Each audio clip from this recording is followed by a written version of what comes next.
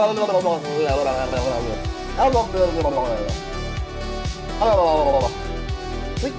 are things running? I don't even know. Alright, alright. Alright, here we go. In 3, 2, 1. No! Of course! Why would we start here? Alright. Why is it still here? Okay, there we go. Alright. That's so much better. Because for once, just at least once, it's like I'm doing my best to just, have one have one in perfect order. Wait, this, to start a stream, to start the show, and just in perfect order. But then again, you know how, you know what they say about making God laugh. It's all about making plans. That's it. So, alright, let's go. Mina Yokoso.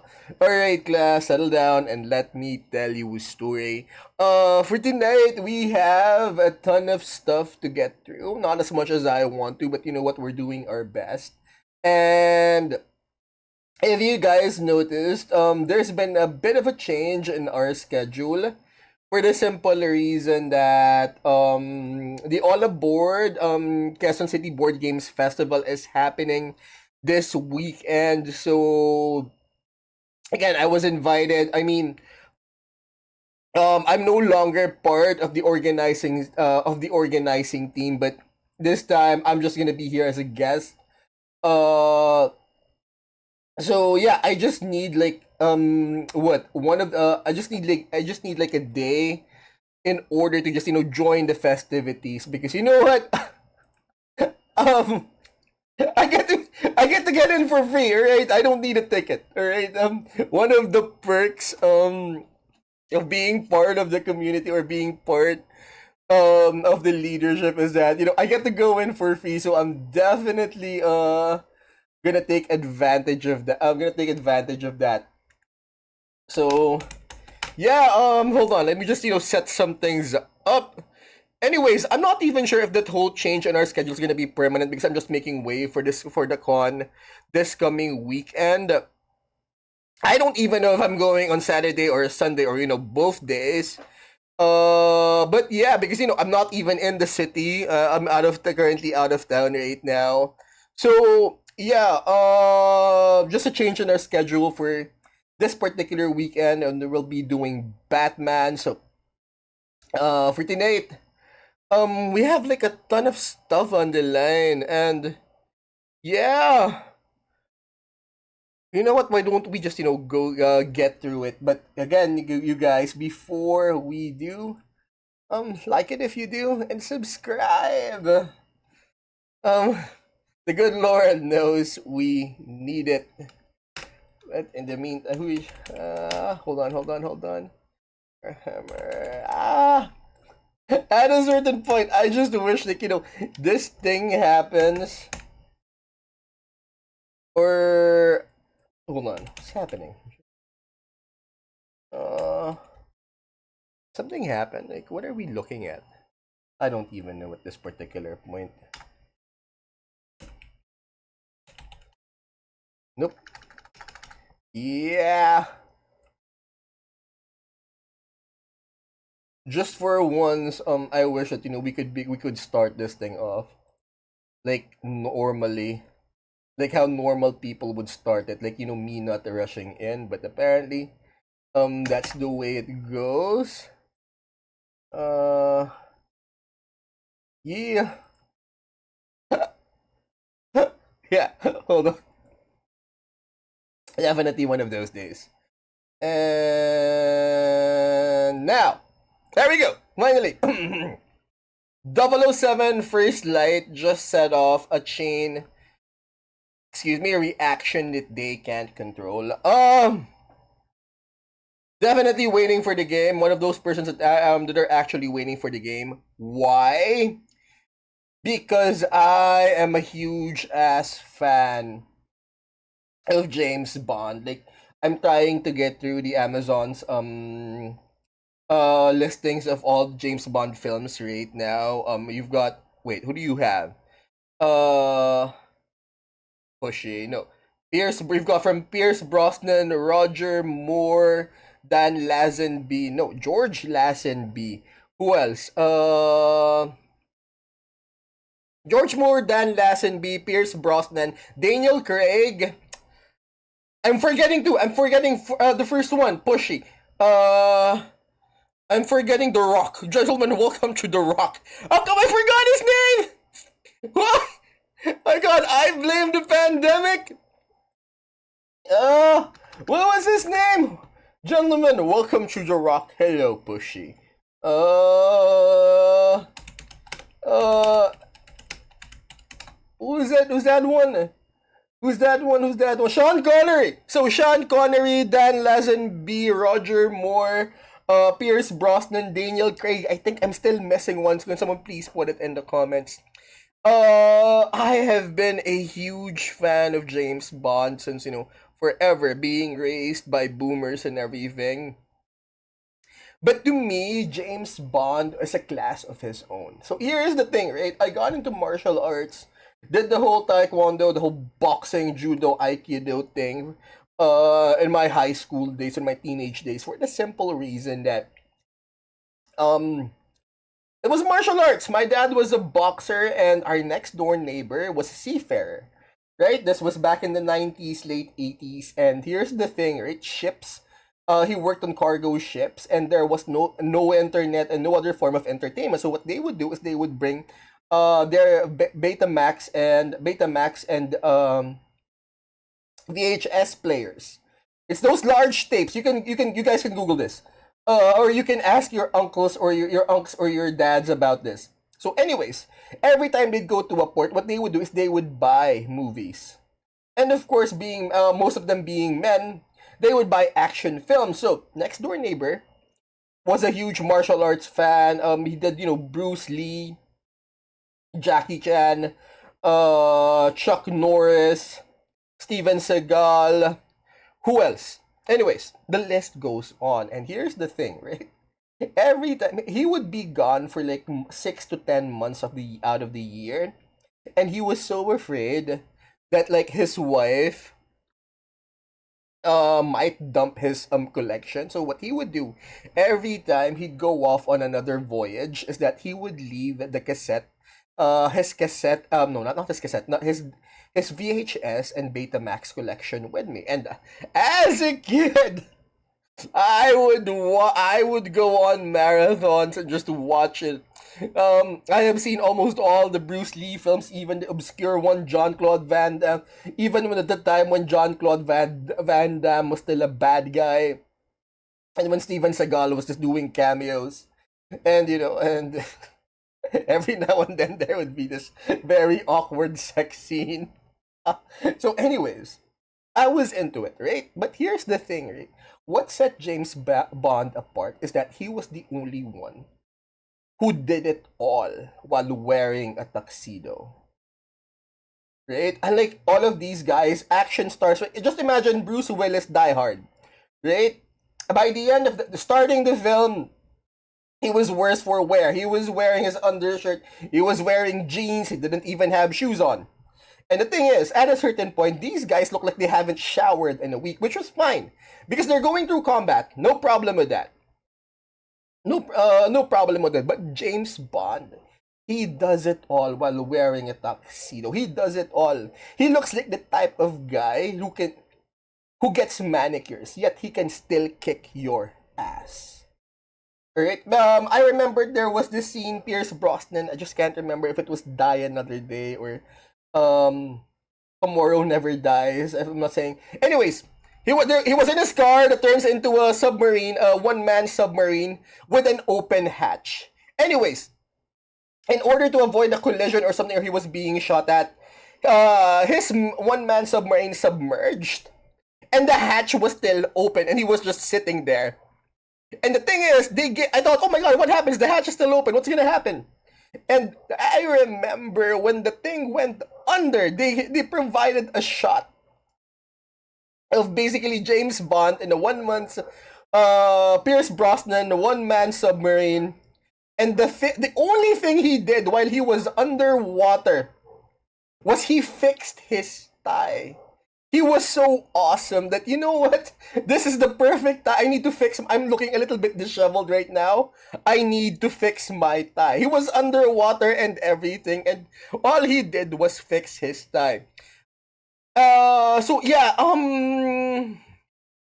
that's why I'm not much of a fan, or not really a big fan of Daniel Craig's interpretation of James Bond, because to me, the whole chiseled features, the buzz cut, along with walking around in a Hawaiian shirt, and jeans or something, or in cargo pants or something. He looked too much like the prototypical action hero to me. He didn't look like the Pierce. He didn't, measure for me. He didn't measure up to the Pierce Brosnan, to the Roger Moore, to the Sean Connery James Bond to me. He was an action star, yes. I'm not taking away anything from that, but to me, Daniel Craig's interpretation of James Bond was a little bit too typical of an action hero or an action star. It's like, I feel like, he didn't portray the brand of James Bond. So anyways, I wonder what's going on. There's a new game coming out and says 007 first. Before we go off, I'm sorry, we had to go off in an entire tangent. But I'm just reminiscing of the time. Because right now I have access to the entire movies again, but to the whole James Bond franchise again. But anyways, First Light just set off a chain reaction they can't control. What now? I mean, the whole thing was a big part of my child. Movies were a big part of my childhood, and James Bond was a hero part for me. He wasn't your prototypical action star, but you know what? Let's go. Bam, bam. Wait, what am I doing? There we go. Yeah.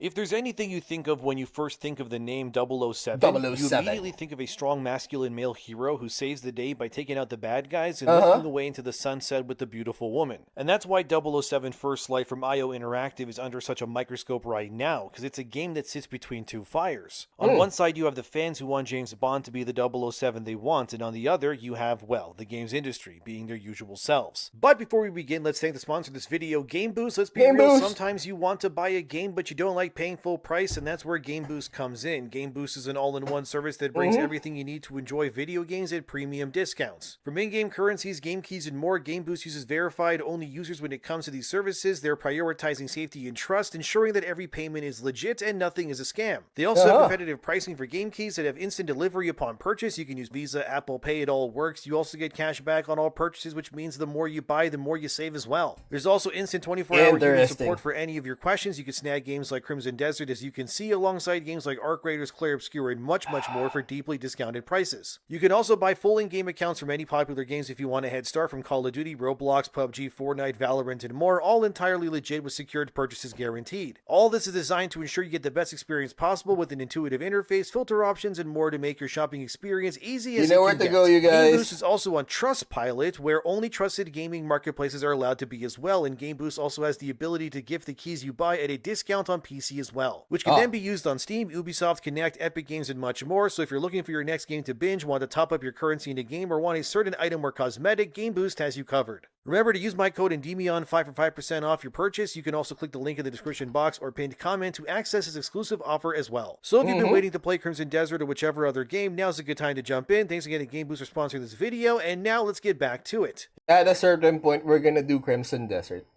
As PC Gamer says here, they just flat out ask, what if James Bond just shouldn't be in video games? And What?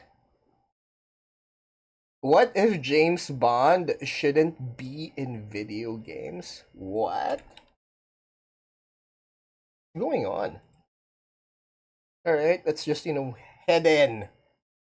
oh boy, here we go. Another masculine icon about to get put through the conformity of games media, so let's get into it. PC Gamer opens with this, where they acknowledge that GoldenEye for the N64 exists and that people love that game. Oh, but the angle that this writer at PC Gamer goes at is that last... There we go. Hold on. Let's just get through that. So if you're looking for your next game to binge, want to top up your currency in a game, or want a certain item or cosmetic, Game Boost has you covered. Remember to use my code ENDEMION5 for 5% off your purchase. You can also click the link in the description box or pinned comment to access this exclusive offer as well. So if you've been waiting to play Crimson Desert or whichever other game, now's a good time to jump in. Thanks again to Game Boost for sponsoring this video, and now let's get back to it. As PC Gamer says here, they just flat out ask, what if James Bond just shouldn't be in video games? And oh boy, here we go. Another masculine icon about to get put through. Why? You know what? This should be interesting. The conformity of games media, so let's get into it. PC Gamer opens with this, where they acknowledge that GoldenEye for the N64 exists and that people love that game. But the angle that this writer at PC Gamer goes at is that last sentence, as you can see there, that when a game truly tries to make you feel like James Bond, it doesn't work in their opinion. Here's PC Gamer's argument. Admittedly, a lot of them are simply not very good video games, but also I think the very nature of James Bond is that he is a creature of cinema. He just doesn't quite fit into games. Part of this is, well, he's annoying. This might scare. Part of this is, well, he's annoying. Or indeed, to ano may particular but James Bond is an insufferable. Alright, so our journalist here has a problem or has beef with James Bond. He's annoying. He's annoyed with James Bond. Is he? Why does everything need to be me, I? Why does it... You know what? The world doesn't need to be, you know... There are other games to play, and the world, doesn't need to be, doesn't need to conform to you, or, you know, it's not all about you. I mean, what the hell? Differently to non-Brits or indeed to anyone who doesn't share my particular brand of class psychosis, but James Bond is an insufferable public school dickhead. He's a rowing club Tory boy through and through, and he comports himself like a man who has a right to the earth and everybody on it. Tell me that you were shoved in lockers without telling me, PC Gamer, because this sounds like you're spilling high school trauma on a website for the world to see. Is James Bond toxic by nature? Yes. He's supposed to be that. He's by and large meant to be the ultimate personification of a man who gets the job done. And that doesn't always mean how he does it is exactly clean or right. He's a super spy by design, the very iconic figure he's been that has inspired countless other characters and stories around him. I wouldn't even be surprised if Solid Snake was inspired by 007, but I think the reason why James Bond resonates is because he is, by and large, the Solid Snake is more of an action hero for me. Ultimate. I mean, you could definitely see the inspiration, but no, Solid Snake is a completely different thing for me. Yeah, more of a special ops thing. More than an actual quote-unquote agent. Power fantasy. Good looking, strong, capable, a ladies' man, the concept of a James Bond film has always been an event, and it was always Hollywood's push that whichever female actors at that time were at their pinnacle or up and coming, if you will, would probably play the Bond girls to whoever was playing Bond at the time too. This was the idea of James Bond. He is to men what something like Wonder Woman is to women, a powerful... I mean, Halle Berry was my favorite. Icon meant to personify the strongest and best parts of his gender. Although what makes Bond interesting is besides the rugged looks and license to do what he wants, he's not perfect, he makes mistakes, and at times even comes off a bit like a bad guy too. But that... I mean, he was the... Sean Connery's... There were some, Sean Connery's depictions that... Oh my god, that's definitely a felony. And here's the thing, right? Daniel Craig's portrayal was considered to be the most human, where James Bond was to be the most human of all James Bond. Because the way I perceive James Bond is that, you know, compared to action heroes that would get all emotional and everything, like, you know, going back to my example of Bruce Willis Die Hard, right? He was all grit and grit rage, and you know, he was dealing with, you know, a divorce of his wife. It was just, you know, weird for him. But James Bond felt like he was above it all, in a sense that, you know what, I'm just doing a job, just let me walk on through. That was it. Whereas Daniel Craig's interpretation was a bit emotional, in a sense that it made him human. That James Bond was human. He wasn't just a number. He wasn't just, you know, an agent or something. That's the double-edged sword that works for Bond. He gets Mm-hmm. the men in seats because they want to see a Kino film about a guy blowing up stuff, driving fast cars, betting hot women, and shooting Uh-huh. bad guys. But he also gets the ladies in the seats because they love guys who are dangerous and toxic and good-looking. And if this weren't true, well, I mean, just go look at the modern dating scene and they Mm-hmm. can complain about that all they want. But who do most women usually There was a joke. What was the name of that comedian? Uh, like if you're a redneck, you do this. If you're a redneck, you do that. I forgot the name of that comedian. One of his jokes was that in a women's magazine that he read through was that, what is your ideal man, or what do you think consider is sexy? A dangerous man. So the example was James Bond, but no. A dangerous man in real life would be a guy being hauled away by the cops screaming, "Don't you touch my cigarettes, woman!" in a trailer park somewhere. So anyways, go keep for? on Yeah, going. the truth tells you everything. Either way, James Bond works because he's like a modern Trojan horse of ideas that works for everyone. Uh-huh. Nobody wants a weak Bond or a feminist Bond because that's stupid. That's like making Yes. the Punisher from Marvel Comics vow never to hurt the bad guys. What's even the point then? But I think what you'll see as we go on is how PC Gamer especially wants Bond to not reflect the pinnacle of men, but to reflect them in all their pathetic. So again, just like that issue where that mangaka got cancelled on Twitter, that she was harassed out of Twitter along with her team. We're at it again. It's all about them. It has nothing to do with them, honestly. We're going back to that particular issue. Glory. And no paragraph better illustrates this than when PC Gamer's writer here, whose name is Joshua Wolin, says this. But also, part of his charismatic arrogance is that he is suave and unflappable. Well, great, good for him. I am not suave. And I flap at the slightest inconvenience. I simply don't fit into him. Should probably alright. I simply don't fit into him. Should probably reword that. Whenever fumble can miss a shot. The entire spell of a character. He totally missed the point. Alright. I remember I had this friend. Who was basically raised by women. He had two elder sisters. He was the third one of the bunch. He had two elder sisters, and then, of course, the mom. Dad was always gone, at work or something. So he was raised and generally raised around women, which made him quite effeminate. And I remember he was rushing through class. He texted me, "Has it begun yet? I'm still on my way." And then he said, I'm still on my way.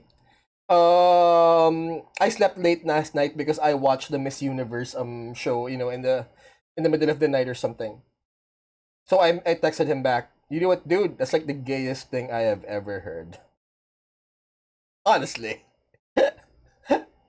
And that. And here's the thing, right? The more we talk to him, or the more I talk to him, the more we talk to each other, like, it's like the more I realize that, okay, we were raised differently. Right? I was surrounded by cops and generals and soldiers, whereas he was surrounded by women. But the thing is, right now he simply couldn't fit into him.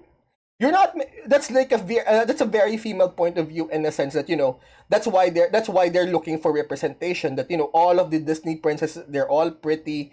They're all they all have the hourglass body. They don't have any blemishes or flaws. So basically, most women looking at this whole thing right now. Most women basically want representation. That's what they want. And this guy is basically looking representation. He wants, whatever this is, whatever he is, he wants to be represented. Just like any girl out there who wants to be a Disney princess. But here's the point, alright? This is what he missed, is that most men doesn't want representation. Most men need something to aspire to, in the sense that, how do I put this in? These heroes, from James Bond, from Rambo, and from John McClane and all those other stars, they're heroes, right? You're not supposed to connect with them. That's it. You're not supposed to connect with them, in a sense that They're supposed to be paragons. There's something that you aspire to be. There's something. They are people who you try to live up to. They're role models. You're not meant to connect with them. That's where never meet your heroes thing come from, because they're heroes. You're not meant to connect with them. You're meant to be they are people that you are meant to be. You aspire to be. They are something you live up to. And we have this guy who probably have never done a push-up in his life, saying that, I don't fit. Of course you don't fit! Right? I mean, if you've never done a push-up in your life after watching Rambo, or if you've never tried to do a pull-up after watching Jean-Claude Van Damme flex his back, or Bruce Lee does that kick, you're probably never going to fit into him, because you aspire to be like them. You're not meant to be represented by them. There's something there's something you aspire to be. It's something you live up to. Alright? It's not about representation. Which which it seems like everyone that these games journal are trying to, or the quote unquote left is trying to provide, that they should be represented in these games and in these movies, which is simply not gonna happen. Like I said, why are they here if they don't want it? Why are they here if they don't like it? They definitely have the numbers to, again, going back to that conspiracy theory. They have the numbers to attack people and to Twitter, just like that mangaka, but they don't have the numbers, to actually move the needle or tip the scale when it comes to these things. So we shouldn't be worried. But it's just that this is just, see, from my point of view, this is just annoying. James Bond wasn't there to represent you. James Bond wasn't meant to represent anyone. That's it. And apparently he's just annoyed that that he doesn't fit into it. Dude, no one's gonna fit into him.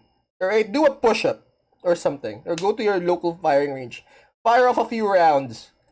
Word that whenever I, as Bond, fumble a counter, miss a shot, or try to duck into cover only to fling myself headfirst into a desk lamp, I break the entire spell of the character. This is such a self-tell. I'm baffled this Joshua Wolins guy actually read what he wrote when, oh yeah, this is gonna resonate. He really unironically just said, the reason why he thinks James Bond can't be masculine or a video game character is because he as a man can't relate to such masculine. Yep. He as a man can't relate to such masculinity.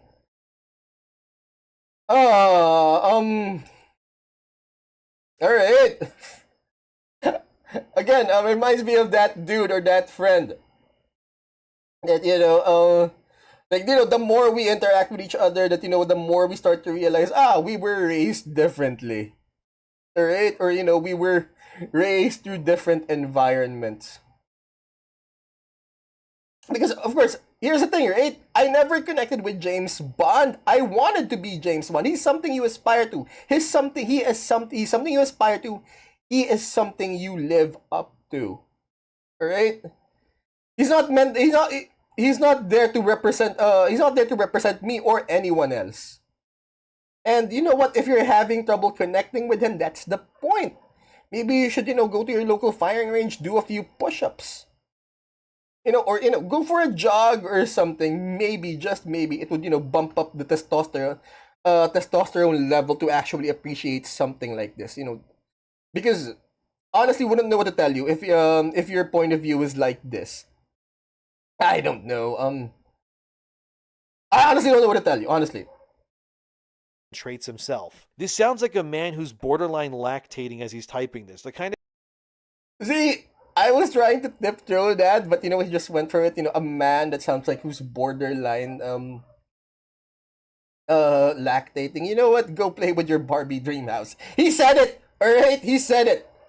But with words like this, with opinions like this, yeah, dude, it wasn't made for you. That's it. Go play with your Barbie dream house or something, because it looks like that's how you were raised. Probably you were probably raised by a single mom, or probably by a sister. By your sister. So yeah, because I don't know what to do with this. I don't know what to tell you. I don't know what to tell you, my man.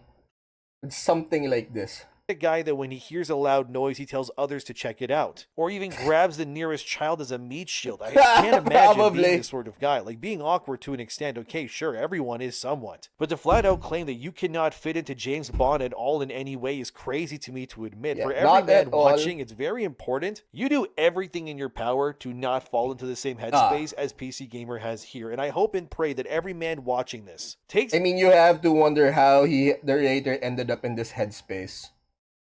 Does the article have a picture or something? It's going to be quite telling. The time today to do some push-ups, maybe lift something heavy, just go for a walk even. Just yeah, see, go for a walk, go for a jog. To not embody what PC Gamer wants to be more in men. PC Gamer here then sounds like the kind of dude who likes to see his girlfriends make out with like other dudes or something and then pop a cocky wry smile and go, you maybe kissed her, but she's still going home with me. Like, who's the real winner? Like, Jesus, man, that's what this feels like. It's bleak. Like, please take care of yourselves, guys. Do not... Cobra Kai was a little bit corny for me, but you know what? They have a point. Cobra Kai, that the Netflix series has a point. Like, you know, we're two middle-aged men going through midlife crisis. They ultimately start a gang war or something. Become like this. As PC Gamer says there, they just think that a character like James Bond should not be in fact a video game character that you should be able to control, again for the reasons above. Because to control such a toxic misogynistic male character is akin to tyranny now. It sucks. Yeah, apparently. You didn't have to say it, but here we are. How much gaming has changed in the past decade and then some, because a James Bond in the 2000s or the early 2010s would be just how we would want our Bond to be. Brash, arrogant, lethal, and yes, even a womanizer. Again, going back, was never a fan of Daniel Craig's interpretation.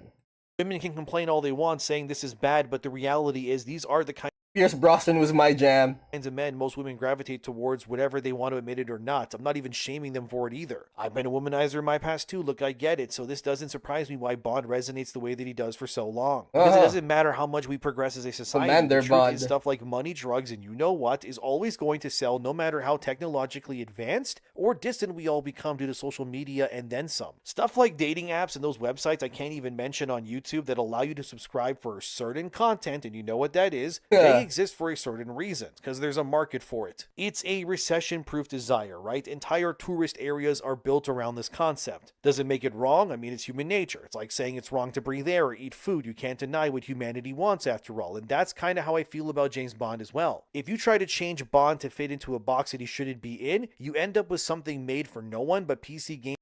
Yeah, that's how these things happen. I mean, we have a video up and coming after this one. Like, what happened to them. Joshua Wolins over there. Joshua brings up at one point how Bond in First Light does what he calls cringe dialogue, like grabbing a teacup and then smashing it into an enemy's head while saying time for tea. And I mean, come on, that's what Bond would say. You know how Leon acts in Resident Evil is... I have seen most of these James Bond movies, and I have never heard them say time for tea or something. Yeah. Just imagine Daniel Craig's interpretation of James Bond. He's someone I want to spend 40 hours in because of the humanity that he had to go through. His transition to an actual 007.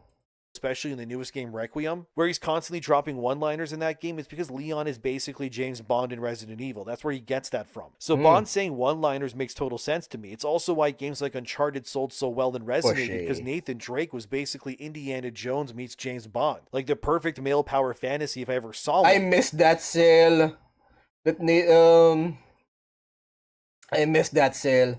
Like, there's a line in Resident Evil 9 where Leon defeats this big mutated monster, and he says immediately after the fight, sorry, but I'm not on the menu. Like, yeah, that's something James Bond would say, and it's great. So if James Bond isn't dropping in-the-moment funny quips while beating up bad guys, then I really don't want it. Because like I said in the beginning, the dude is the blueprint for pretty much all male action heroes, game characters, and then some. You really can't deny it. To claim that James Bond needs to be removed because of his masculinity, because journalists can't connect to him on a personal level. I just realized, the title for this one, too masculine for the modern audience.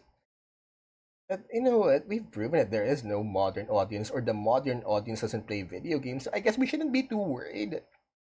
With people like James Wolin or something, because they couldn't move the needle in the first place. I encountered this one And what was that? The butterfly logo. I tried to add a butterfly logo. What was that? Name. Blue Sky, right? His main argument was that 88% on Steam. Yeah. That was it. That it was so good, but the thing is, he just left and he didn't answer me. Like what made the whole thing superior to these other video games, and he didn't bother to answer. He just left. I guess he was so surprised that being a VTuber that I wasn't into the whole agenda into their agenda, because like I said, I'm here to basically try and find that balance. But right now, as much as possible I do try, but the problem is that they're trying to basically get rid of something that was a huge part of my childhood, which was James Bond movies. It was so like one of those things that we bonded with over watching James Bond movies. I bonded with my dad, who's no longer in this world. So yeah, they're trying to destroy these people or these journals like James Mullen trying to have a say, despite the fact that obviously they're here because James Bond doesn't represent them. Who simply missed the point. Who simply missed the point or doesn't get the point. How's it? It's like to remove Spider-Man's ability to swing or cling to walls. At that point, these guys are no longer the characters we know and love, right? And actually, Spider-Man's a great example here, because in Insomniac Spider-Man 2, Peter is emasculated like crazy in that game. And that was one of the biggest complaints from many people, which is that Spider-Man doesn't really feel like Spider-Man in that game. He might as well have just set up a chair in the corner and watch Miles have his way with Mary Jane, the way Insomniac positioned Peter Parker in that game's story's portrayal. But notice how you never saw a single website, PC Gamer included, say anything was wrong with how Peter was treated.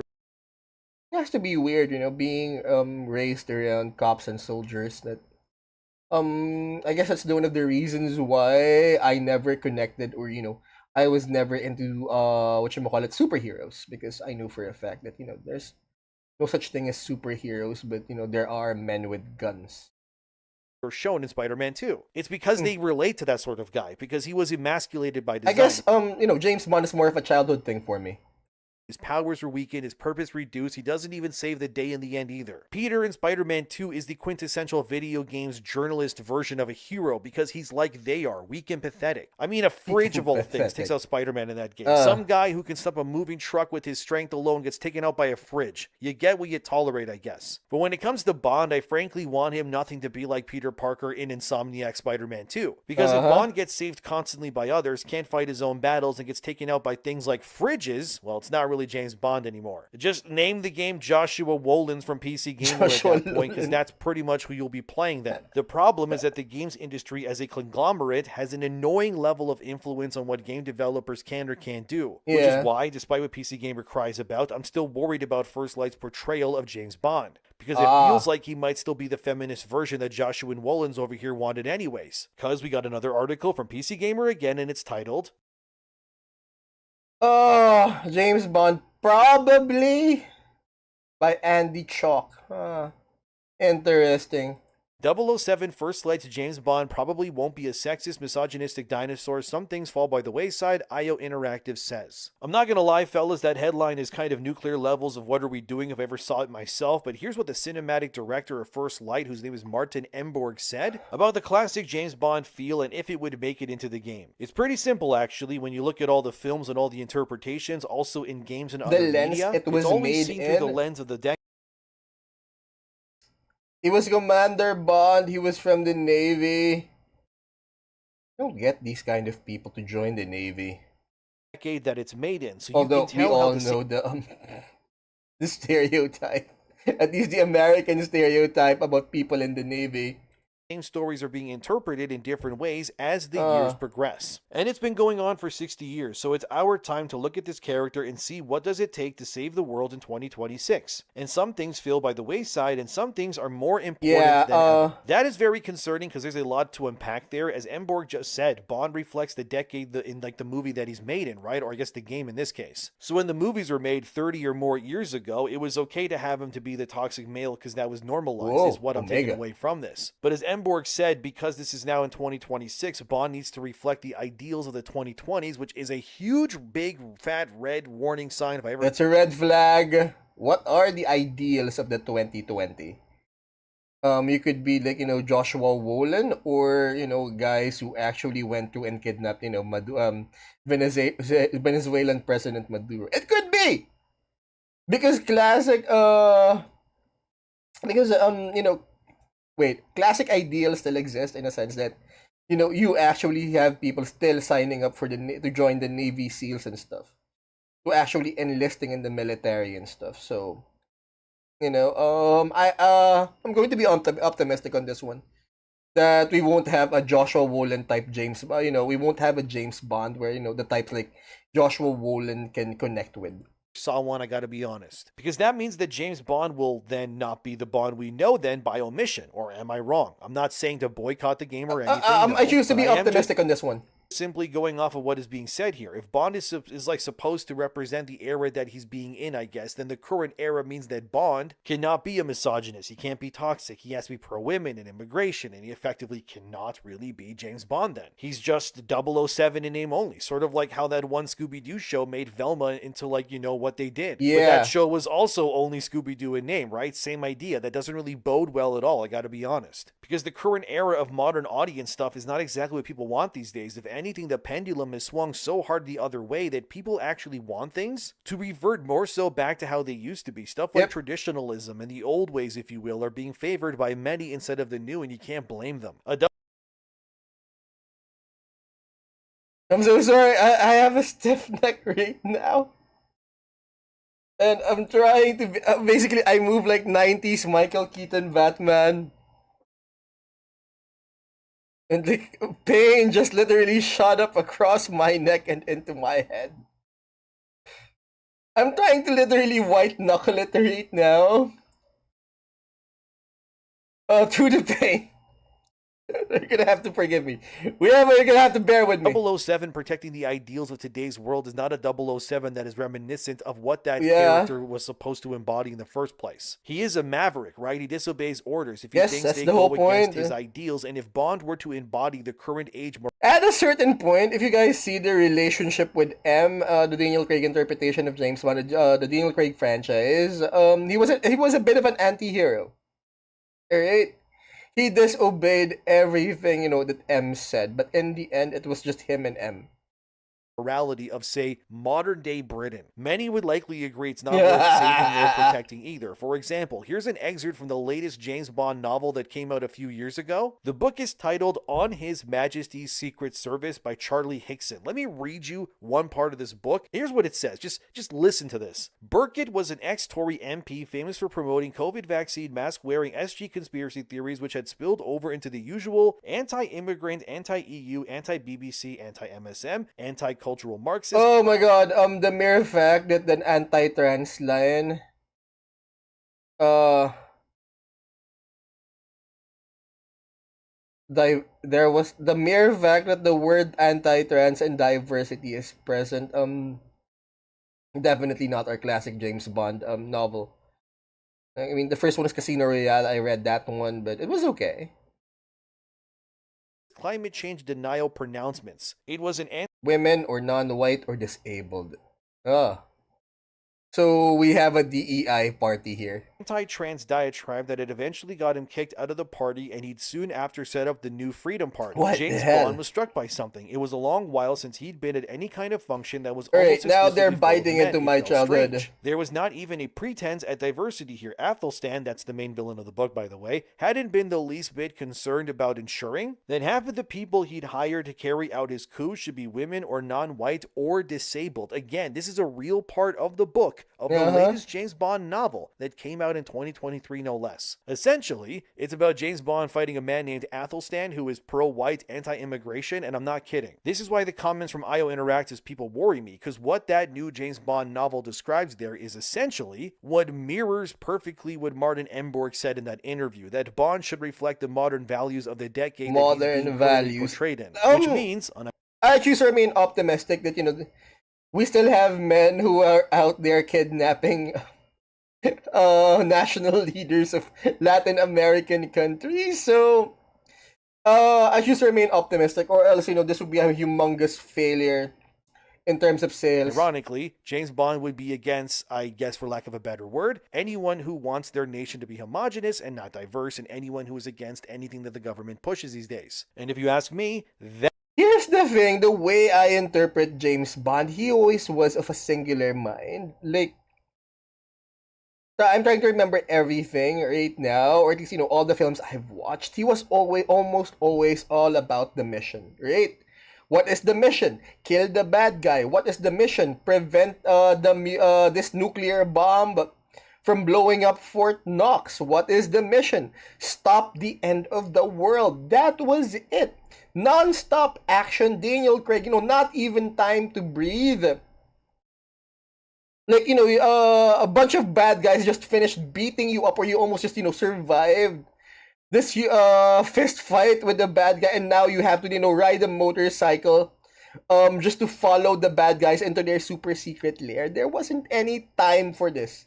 To ruminate over DEI, to ruminate over trans rights, or to ruminate over the gender war, or whatever agenda there, other agendas out there. There was only the mission. That was it. And the mission was, well, basically, I just said it. Stop the nuclear bomb from blowing up, stop the end of the world, and all of that stuff. So yeah. That doesn't sound like Bond to me. That instead sounds like propaganda wearing the skin suit of James propaganda Bond in order to push narratives. So if question is, why are they here? James Bond in First Light is anything like his latest novel, God, I hope not, then we are in the biggest humiliation ritual since Peter Parker in Spider-Man 2 then. I don't think it'll be that bad, hopefully, because that's, not James Bond. That character unironically sounds a lot more like Joshua Wolins. The PC Gamer guy who wrote that article about how he can't relate to James Bond because he's too pathetic. But I bet Joshua would unironically... You know what? Yeah, that's it. You know what? I'm getting in on this. He can't relate it to James Bond because he's too pathetic. He completely missed the point. Ironically also love that version of Bond because that version has likely the same politics and belief system of a games journalist. And this is also why First Light worries me, right? Because James Bond has effectively been already stripped of his masculinity and narrative form, as you just saw. And also remember, that book was sanctioned by Ian Fleming's estate, the guy who wrote Ian Fleming's estate in the first place. So they actually have to read that book. Sanctioned it? Like, holy crap. And say that they turned Bond basically into a communist. Ian Fleming, the member of the World War II's ungentlemanly warfare. The guy who stabbed Germans in the back during World War II. The one who partied with Sir... What was the name of that? Hold on. The name of that actor.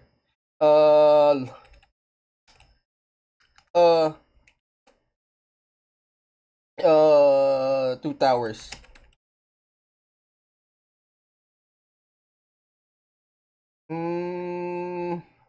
What was his name? Wait. He served as... Not Ian McKellen, not Gandalf. Christopher Lee Saruman. Right? The guy who stabbed Germans, Nazis in the back during World War II with Saruman. They allowed that kind of stuff. Yeah, right now they're actually trying to, crap on my childhood here right now. So... yeah, I'm gonna get into it. Guys, I always try to find that balance, especially if we do shoe on head vids, but this is something else. Why? This weirdo and went, yep, hit the presses, let's get that book out there to the people because this is what we want. And you can't say that I'm lying either. Here's an official description of the villain's intentions from Hollywood and HighDef.com as seen here where I highlighted. Athelstan of Wessex, that takes place over 2 months as Bond follows up on the murder of fellow agent 009 by going undercover to a castle in Hungary. English again. This sounds like propaganda. Infiltrate a gathering organized by Athelstan, who is recruiting and preying on easy target radical extremists to help him make England English again. My God, like that's real. The villains Definitely of the propaganda. latest Bond book are white guys who want Britain to be full of British people. Like that's the villain. You can see the propaganda clear as day. So again, when they say that there was never any politics in James Bond. They tried to be, but the mission was singular. Stop the bad thing from happening. That's it. The era that he's in, that's the era that we are currently in right now, where concepts like nationalism are seen as radical and diversity is actually good and needed more of actually. Again, why would anyone who likes James Bond want to read a book like this? It just sounds like he's after British people. He's not even after like some super spy or anything like that. And if Bond in the game represents even an iota of what this book Bond apparently champions these days, the game is going to be dead in the water, at least on a story and thematic level. Sure, maybe the games journalists will like that, and the few communists who will actually have the money to buy the game in the first place, but games like this I would wager are likely they definitely won't.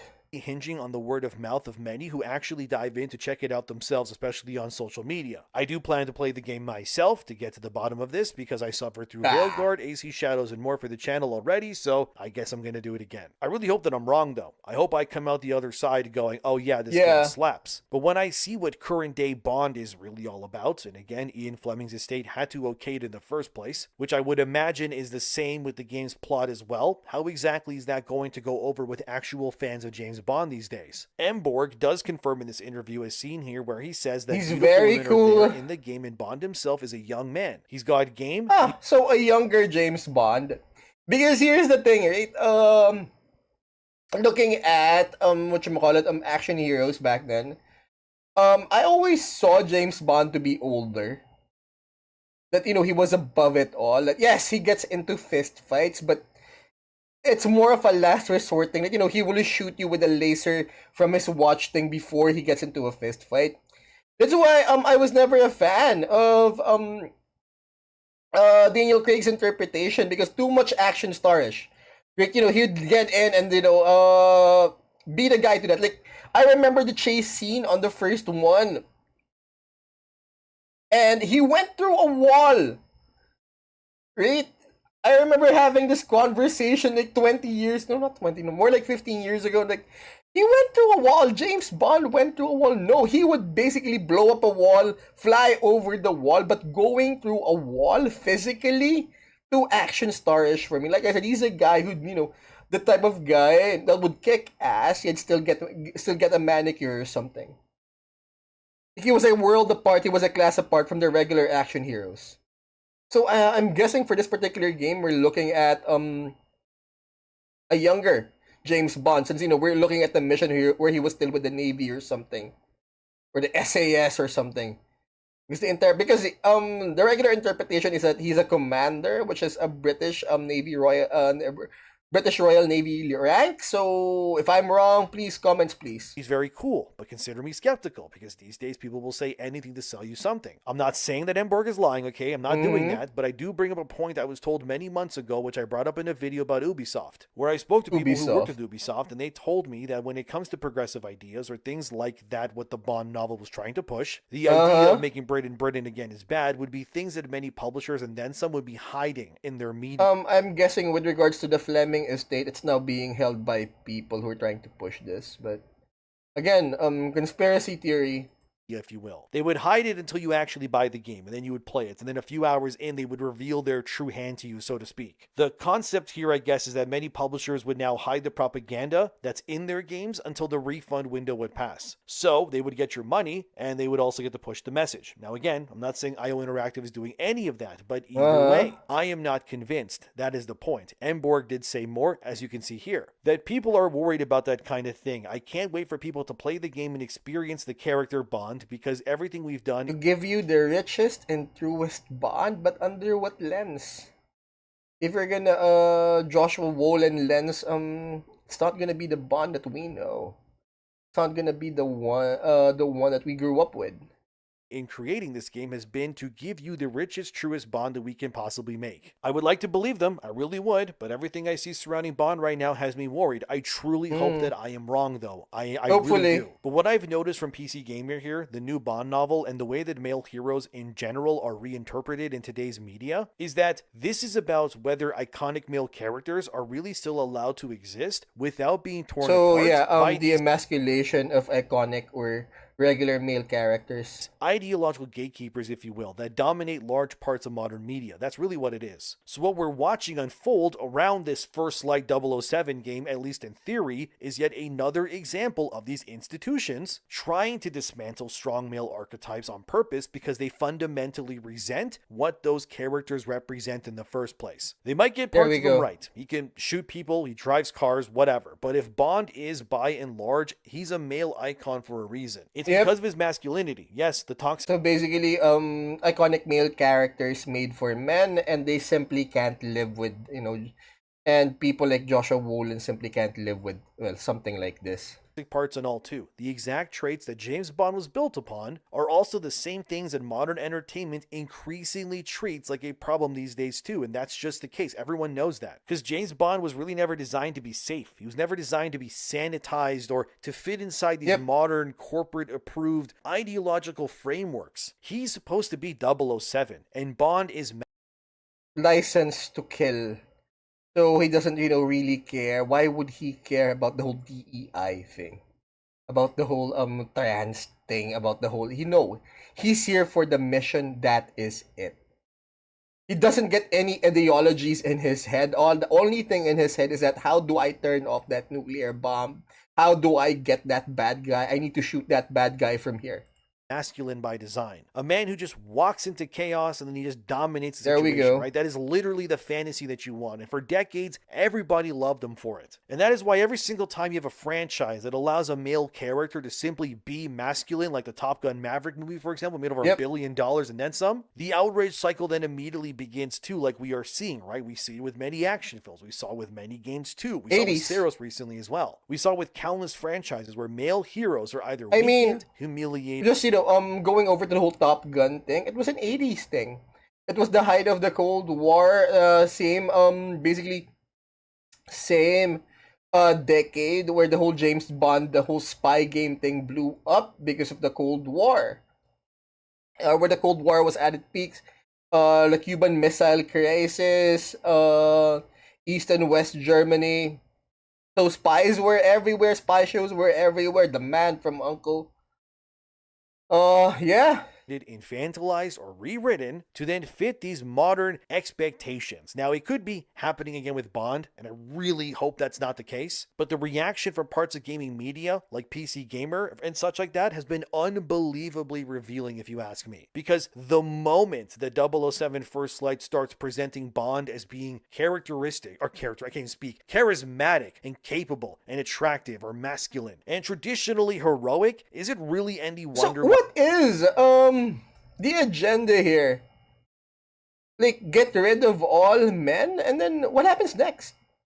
Like, what happens afterward when all the men are gone? What's gonna happen? Like, what's the point? PC Gamer would I mean, thankfully, they can't move the needle, and they can only attack on Twitter at this particular point. It has been proven time again that, they have the numbers. It's just that they don't play video games. Yet, for some reason, they're trying to impose their views. They're trying to impose their agenda on communities where they're not welcome or where they're not even wanted. Started appearing to criticize the very traits that made Bond iconic in the first place. And this is where that disconnect becomes impossible to ignore for many, because normal audiences, they don't hate masculinity. Normal audiences are actually starved for it. Audiences. Look around. Modern entertainment everywhere right now. People are exhausted by weak protagonists. They're exhausted by self-insert dialogue and by characters written to lecture audiences instead of really inspiring them like they used to. See, there's something there's something. There are people you live up to. There's something you aspire to. Right? They're meant to inspire you to be better or to be selfless. Because that's how I saw James Bond. Have you ever, a man that would go into deeper trouble just to accomplish the mission? I remember, I think it was was it a Dan Lassenby one where they ended up in the desert? And the thing is, instead of going towards civilization, he walks towards deeper into the desert to find help. It's like, what? Dude, that was so dangerous to, go home or something. If it was me. I remember watching 24, the whole thing. But, if it was me, after that particular fist fight, I'm gonna go off on vacation. I'm not gonna go, find a motorcycle and chase after the bad guy. See, they're meant to be inspiring. There's something you live up to, right? They're not something you connect to. because you couldn't do a single push-up as a kid or something. Exhausted by stories that are terrified of real strength. That is why audiences are still gravitating towards these powerful archetypes no matter what they do. It's not because people want oppression, not because people hate progress, but because strong men do matter. Strong men stabilize families. Strong men protect their communities. Strong men inspire the younger generations. And strong men, they also create ambition too. And cultures that endlessly demean masculinity eventually create weakness. That is not controversial to say. That is observable reality. And you and I both know that. This is why many male characters like Spider-Man or even Bond in No Time to Die, that movie, where he's holding the hips of a female agent on a bike, which is just ridiculous for Bond to do. Like, this idea that male characters must be incompetent, emotionally broken, and passive, cowardly even, and constantly mocked is why there is Daniel Craig's interpretation is a man who's definitely got issues, emotional and psychological, but guess what? Despite dealing with all that, he was still competent. He still got the job done. Such a problem with all of this in the first place, and audiences are noticing that. That is why so many legacy franchises also feel hollow now, because the writers no longer admire the archetypes that they have inherited. Instead, they're written by men like Joshua Woolen who couldn't connect with it. Just resent them. And once creators resent the fantasy itself, the audience is going to feel that instantly. There's no way they won't. Because that resentment always bleeds into the writing, into the dialogue, the tone, the marketing even too. Everything then becomes about deconstruction instead of like real aspiration. Because for once, it looks like a major franchise might, actually embrace masculinity instead of always apologizing for it. And certain activists inside games media absolutely cannot tolerate that, like a PC gamer and then some. So the backlash against this mindset is growing for a reason, right? Audiences are just tired of being told that every traditionally masculine trait is secretly problematic, that confidence is bad or strength or leadership, but it's totally great to make basically anything masculine related equals bad. All white guys all the time, because white guy equals bad always, apparently. What we need to really understand is that masculinity is not inherently evil. Young men grow up looking at examples, right? And these days, I can't even imagine being a young man, just seeing how grossly humiliated. So basically Joshua Woolen couldn't imagine being a young man. I wonder what happened to him.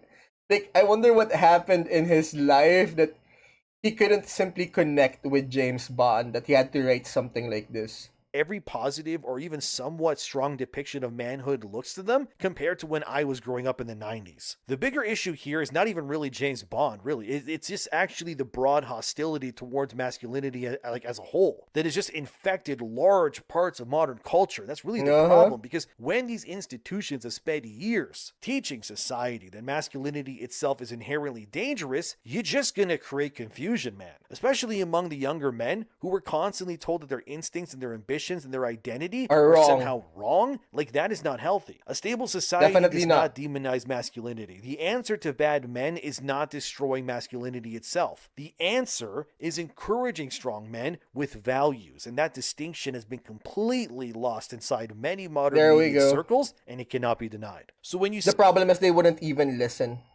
It's just that this is how they lost, or this is the reason why Donald Trump won. They wouldn't connect that, that according to the agenda or members, who push this agenda, is that, what, you're stupid, you're misogynistic, you're whatever. Listen to it. You should listen to us, or else you're stupid, and you're all of that. Imagine if they just spoke to Joe Rogan or something. See gaming journalists attacking James Bond yet again, you need to understand what is really happening, right? This is not about improving Bond, or about modernization, or making the character deeper even. This is about discomfort with masculinity itself. Because Bond now that's something, discomfort with masculinity itself. So I guess if you grow up with surrounded by women, or growing up, to say that masculinity is wrong, that men are bad, you end up with people, who think like Joshua Woolen, who couldn't connect with James Bond. Represents a type of man that modern ideological institutions increasingly do not want celebrated anymore, and that is a fact. And the harder that they try to erase those archetypes, the more audiences will gravitate towards them. Love that shot. Things that do meet those demands. Because deep down, people will still and always admire strength. They will always admire courage and discipline. And despite years of media activism trying to dismantle these ideas, the demand for strong male heroes, clearly, that is not disappearing anytime soon. And that is is exactly why 007 First Light has me nervous, because this can really go any which way now. Are we gonna get the James Bond we always wanted? Or are we gonna get that PC gamer journalist in a suit crying about Joshua how white men are Woolen bad all the crying time, about apparently? DEI. I guess time will tell. Either way, I intend to fight on myself, but if you're a man watching this, no, your masculinity is not a weakness. You are not wrong for wanting to be a man. You should embrace that feeling. You should revel in it and let it consume you. You're a man for a reason, so start acting like one. And thanks again to Game Boost for sponsoring this video. Make sure to check the link in the description or pinned comment to get 5% off your purchase. Thanks again to Game Boost. Thanks for watching. Subscribe if you'd want to. See you guys next time, and always ask questions too. Right now, it's a gamble if we're either going to get the version that says it's Bond James Bond, or if it's going to be it's they, them. I guess we're going to find out soon, won't we? 00 they, them. Bye! Hold on, what's next? Cross my fingers, I'm optimistic. Here's the thing. Right, Ubisoft. One of those biggest examples. Like, I just wanted to check this particular story out for the simple reason that do you know how hard it is to literally push an idea or a proposal to a board of directors? So like I said, the way you hurt or the way you actually make the needle move is by hurting their bottom line, and the bottom line will always be through profit. And yeah, it seems like Ubisoft is losing money, and at a certain point, this could trigger everything in a sense that they might go back to their traditional roots of Assassin's Creed instead of this whole agenda, whatever it is that they're trying to push. So you know what? Why don't we check it out? But before we do, again, like it if you do and subscribe. And here we go. But you know what? Hold on, you guys. I'm just gonna get them crackers and some snacks, okay? I'll be back in a minute. Hold on. How do I do that? Break.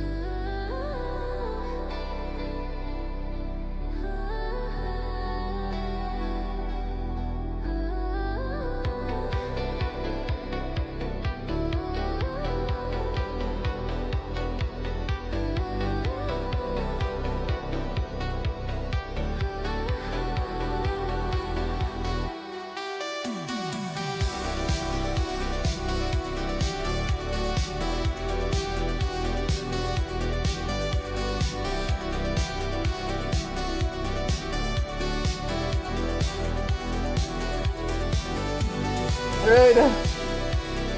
I got cheddar flavored popcorn along with my crackers. As if I haven't cheated on my diet enough.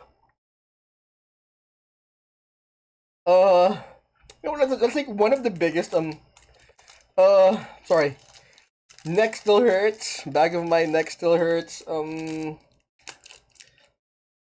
What else? And I already broke my diet. What most people, tend to underestimate that the hardest thing about any training regimen or training program out there is that the diet. Right? Because it's so easy to lift, it's so easy to run. Because you're having fun. It's like your endorphins are like your brain is like, just flooding your ether with endorphins and whatever, dopamine, whatever. And you're having fun, so yeah, you don't like you wouldn't mind, but the problem is the diet. That hunger in the middle of the night you couldn't sleep because it just hurts. That's the real challenge with any training program, of weight loss or bodybuilding. But anyways, let's go. Wait, anyways, let's go. Sorry, let's go. That's right here. So it appears that the downfall of Ubisoft has continued and even reached a fever pitch, with a set of reports coming out that look very grim for this company. As you can see, Ubisoft stock is crashing after the company announced massive financial losses worth billions. Once again, the stock has collapsed. Yes, just when you thought things couldn't sink lower, it has sunk even lower than that. And that is really deserved when you have a sterling profile like. I guess so, but let's remember, we covered this one, GW, the whole female custodies thing. They announced the female custodies thing, but the thing is, they released their quarterly earnings, after that announcement, and they were still up. So I'm guessing with regards to the 11th edition, when there's actual release, we'll see if they earned anything with the female custodies. Like this. Games like Assassin's Creed Shadows, Star Wars Outlaws, X Defiant, Skull and Bones, among others. Turns out they were. I remember discussing if Assassin's Creed only had like a Japanese version, or Assassin's Creed Japan was the thing, we would all it was a dream for us, 2000s, for the 2000s people. But this is what we ended up with. Not the right fit for the target audience, which is what again? Oh, actual gamers. I mean, you look at these titles right here. Some of them you could say was not even worth investing in at all. Some was not worth investing so much into, and others were just a failure and focused more on. I mean, going back, this is what you said.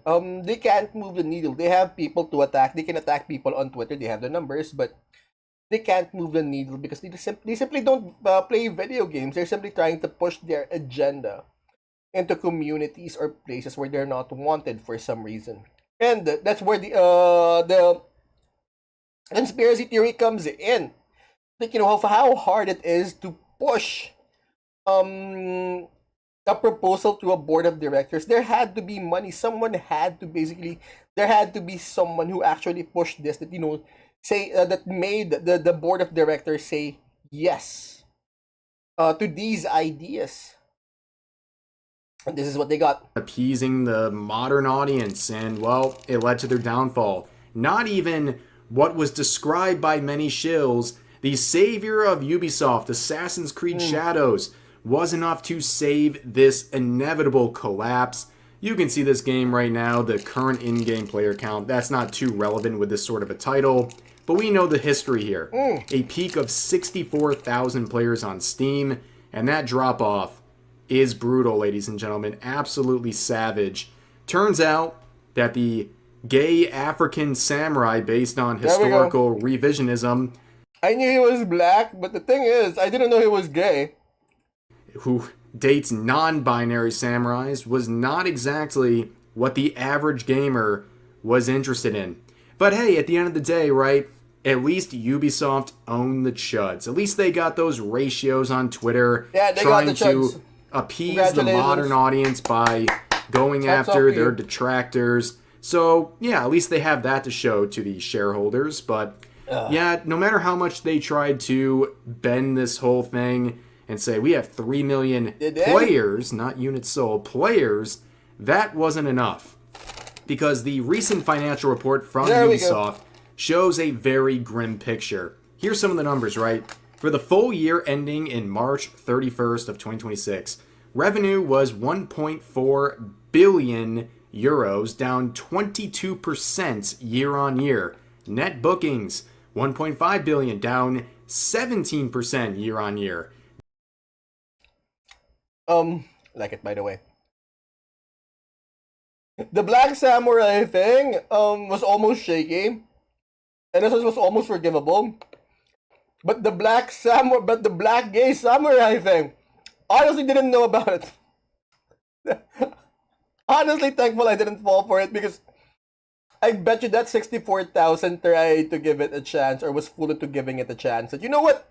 That 64,000 didn't even, see color, didn't even see whatever's wrong. They just wanted to play Assassin's Creed in Japan, in which there was a ton of us. And now this is all we have. Digital net bookings, 1.3 billion, down 16%, and back catalog net bookings down 1.1%. And you can see for the 3 months ending in March 31st of 2026, revenue is down 47% year on year. Net bookings down 54%, and back catalog net bookings are looking pretty grim as well. Now, the reports are, well,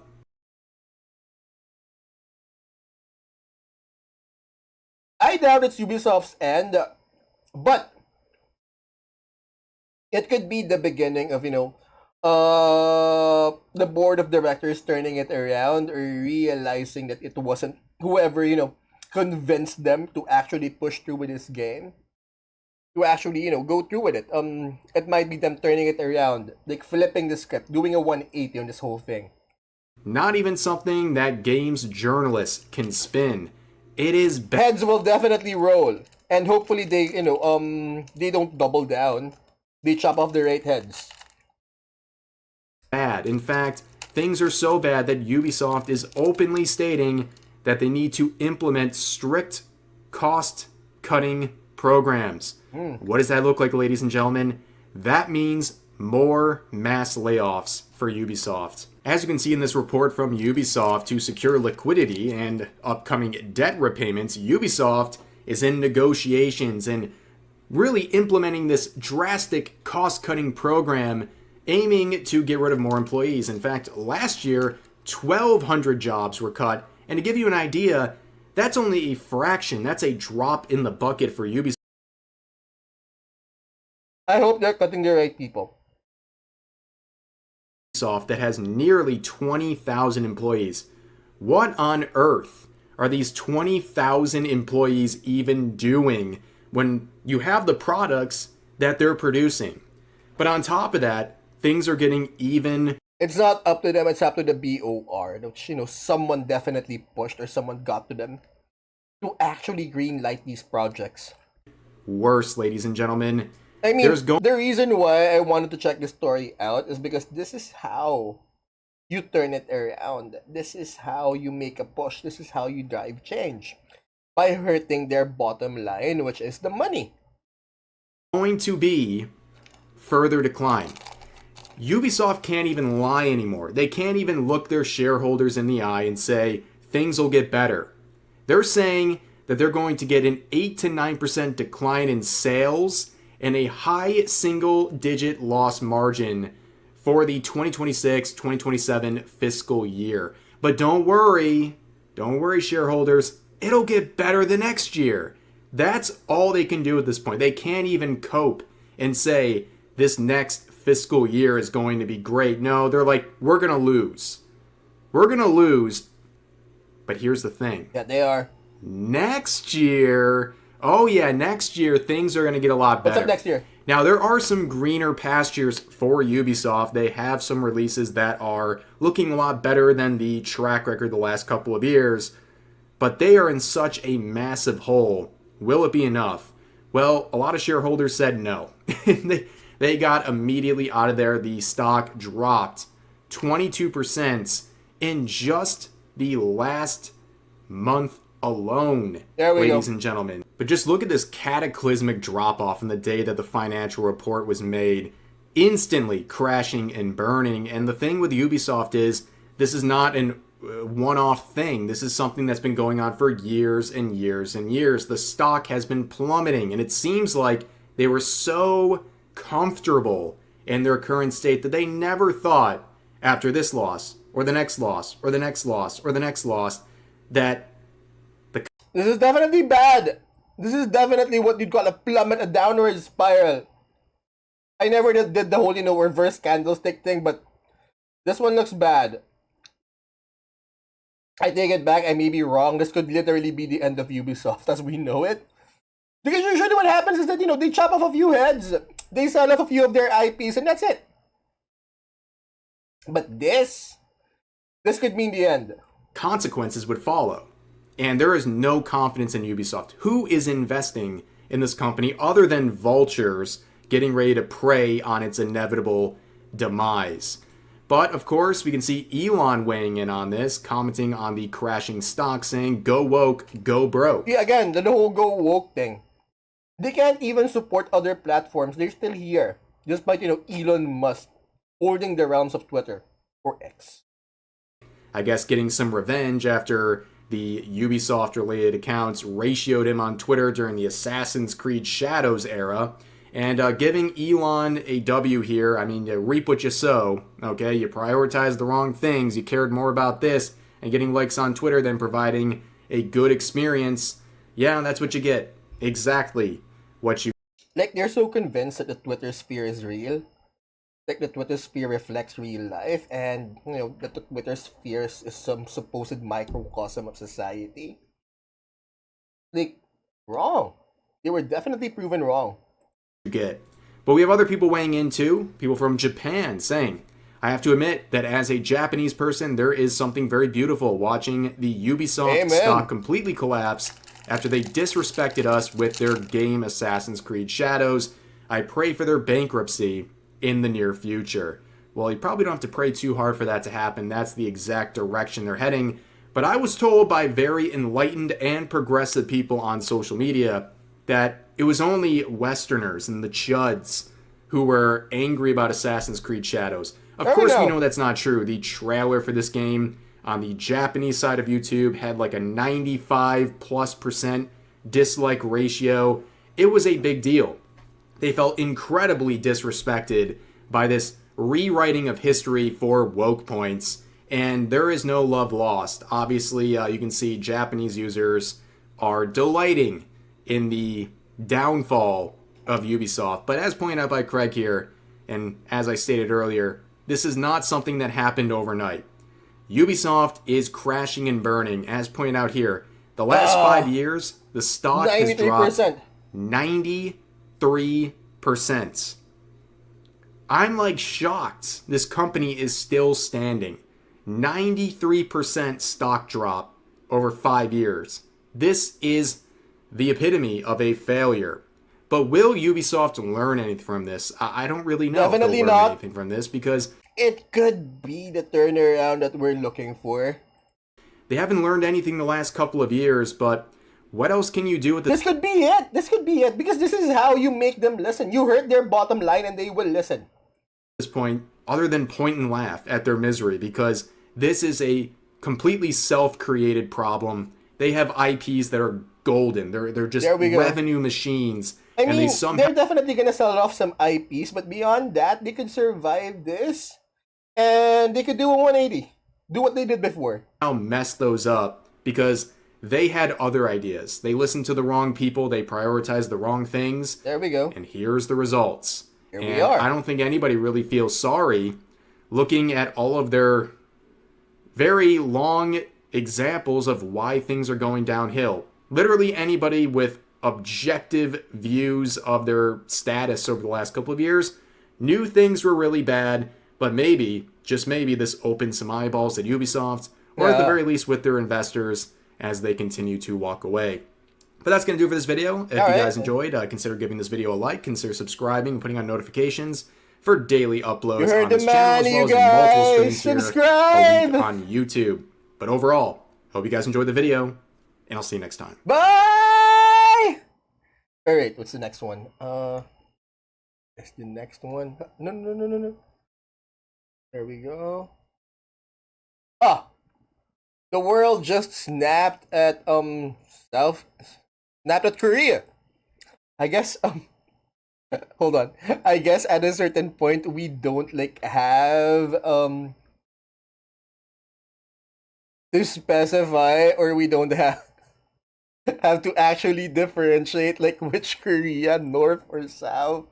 It's just Korea because when was the last time the whole culture or the news sphere cared about the North or something. But anyways, here's the thing.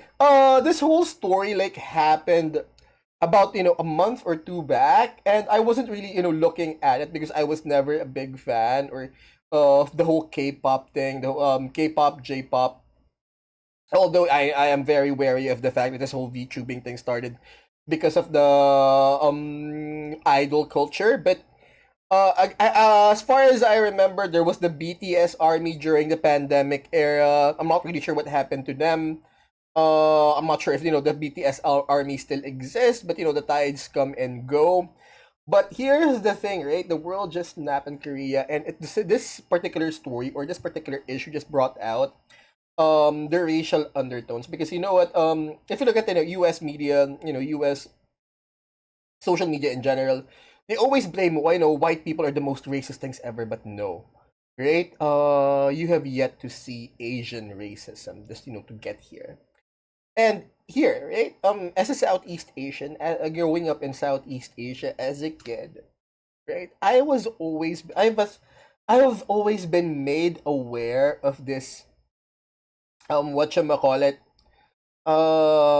hierarchy in terms of who's the best race in Asia.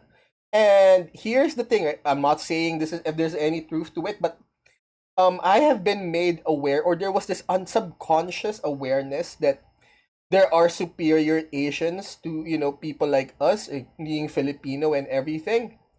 Like, here's the thing. Here's a subconscious list that I've grown up with. It's the Japanese on top, and then the second is the Koreans, and then third is on the Chinese, and then the rest is basically the Southeast Asians. So that is how the subconscious hierarchy came to be. But you know what? The whole thing, there was this whole just like any hierarchy or any rankings, it dipped, or like for example, the subconscious now is that China is on the same level as Southeast Asia apparently, with the whole pandemic fiasco, with the COVID-19 fiasco. And it's basically just Japan on top of the it's basically Japan, Korea, and then the rest of Asia. That's it. Like that's how that's basically the subconscious or the underlying racist undertones now go, at least here in our little island. So yeah, this is why don't we just check out what the issue was all about, how it began and how it actually looks like from an objective point of view. Alright, guys, hold on, okay, this is gonna hurt, alright? Because I lived with this blatant racism my entire life. Like, I have been made aware that, some of these, other, Asian races are superior to us. There's no going away around it, because if you think white people are racist, I promise you have never experienced Asian racism. Even here in our group of islands, there's what you call regionalism. And we just simply don't, like each other. But we do seem to like, fair-skinned Asian people though, and white people in general. Better than better than us, better than ours, better than our own race. But anyways, again, you guys, like it if you do. Subscribe. Ah, this is gonna hurt. All right, hold on, okay. Here we go. What's going on? What's he Southeast spamming? Asia stopped Chill. taking orders, and a K-pop concert not. in Malaysia lit the match We're not taking orders. That's good news. to a powder keg. January 31st, 2026. Day 6 played at KL. The venue Day bans 6. large professional Ah. camera lenses, but some Korean fans ignored the rule and brought them anyway. Malaysian fans call it out, and a small argument starts on X until it stopped being small. Korean fans escalated. They say South Alright, so that's how it began. You know what? Why not? Good. I like the way this whole thing has started. These Asians have no culture of their own, that they're dependent on K-pop, and if they don't like it, they should stop listening. I remember, I was at Ho Chi Minh. Yeah, I was at Ho Chi Minh, Vietnam, right? I remember, looking at our, brothers and sisters in Vietnam. The way, I remember I was there during this Christmas, no, New Year party. It was a New Year party. It was a New Year thing. And I remember looking at them. They were all so pretty. Because they managed to basically get the way they interpreted, or the way they incorporated K-pop was actually, I believe they incorporated the K-pop culture quite well, in the sense that they were really pretty. I found them pretty, like, I found their K-pop interpretation on point. When I was at that New Year thing in Ho Chi Minh. What's I know? Ho Chi Minh. I'm gonna have to check on my records on that, but I believe it was Ho Chi Minh. And I remember thinking, oh my god, the girls here are so pretty, and their whole K-pop, their reinterpretation or incorporation of K-pop, how they reincorporate it to their daily lives, and the look and the way they do it on stage, was on point. I like it. So Indonesian fans clapped back with Nana, their own Nana. group, built outside the Korean system. So Korean fans looked I have to admit, I've never heard of this Indonesian group. up Nana's music video and saw a rice field, and they called it Rice Civilization. Rice That's when Civilization. it crossed a line. Indonesian and Malaysian fans united, Vietnamese and Thai fans piled in, because rice fields are Because we just had to, right? culturally significant across the region. And when Korean fans couldn't win the argument on X, some started mocking how Southeast Asians look, comparing them to apes. Backlash. Alright, growing up with the racism, it's like I remember my mom would like point out that, you know what? My mom would point out that, well, every time that, she'd see a foreigner, or she'd see, like, a white people with nose bridges, with that nose cartilage, and she would always say that, oh my god, you could definitely see the distinction that these people, the ones with nose cartilage are basically white people, came from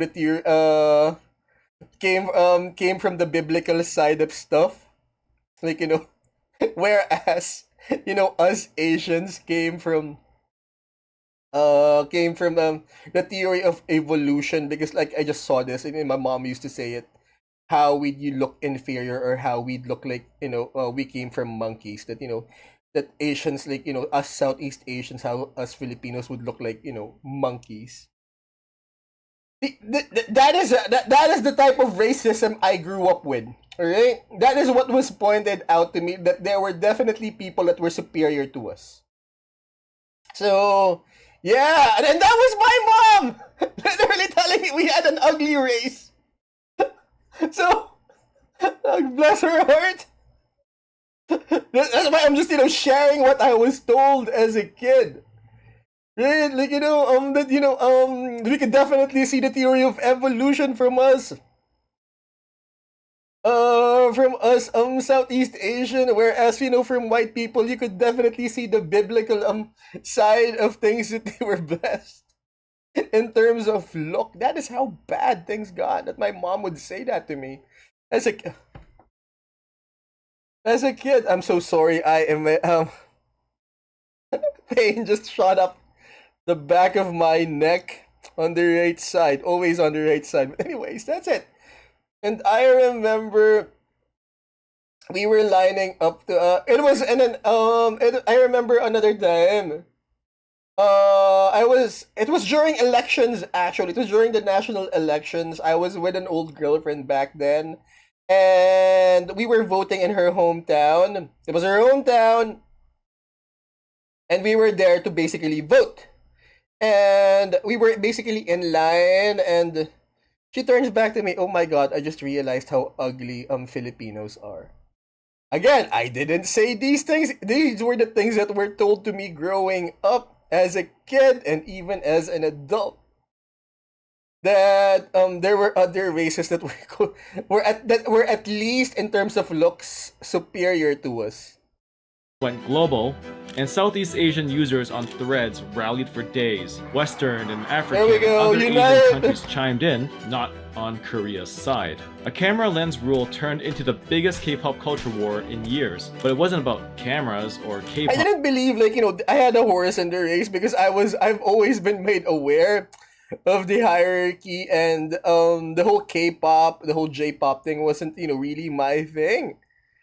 But now, you know what? Might as well just look at the entire thing. Or even Day 6. It was about who gets Day to look 6. down on who. There and we go. 700 million people deciding the answer is nobody. They now call themselves That's the right answer. But if you come here, then Asia, I mean, we even look down on ourselves. the siblings. Everyone in Southeast Asia as below us. Mind you, no one's below anyone. Southeast Asian country that is criticizing Korea racism is going to be correct. I'm John, a PhD sociologist who spent No. years studying Asia, got a and in the PhD. next few minutes we'll learn why 5 countries, Vietnam, Indonesia, Thailand, the Philippines, and Malaysia, are done being treated as Asia's B-list. Together, Here's the thing, right? Like I said, that's why I wanted to check this video out. Is because you know what? Because for my entire life, I've been told that we were the B list. Right? That's it. That we were beneath everyone else. That's what I've been told. My entire life. that's 700 million people, double the USA. In this video, I'm going to compare them specifically to Japan and Korea There we because go. China's a different weight class entirely and honestly should get its own video. Yeah, Also, after the pandemic, there was some sort of a reclassification that, that they're no longer in the running, that, they sort of fell into the B list in terms of racial superiority or racial hierarchy because of the whole COVID-19 thing. Like, the people didn't even look at the whole scientific part of the thing. They just like, you know what, that guy ate a bat. What kind of a civilized person eats a bat? That was the outlook back then. I mean, what was the name of that actor? Deadpool actor. Anyways, he even tweeted about it. Some guy ate a bat and now I have to stay home. That was the thing. Like, there was a reclassification during the pandemic. So each of these siblings deserve its own video, but I'm giving you the big picture. But back to Rice Civilization. here's the That big insult picture. landed so hard because it has a 2,000-year history that most people don't know about. Really now.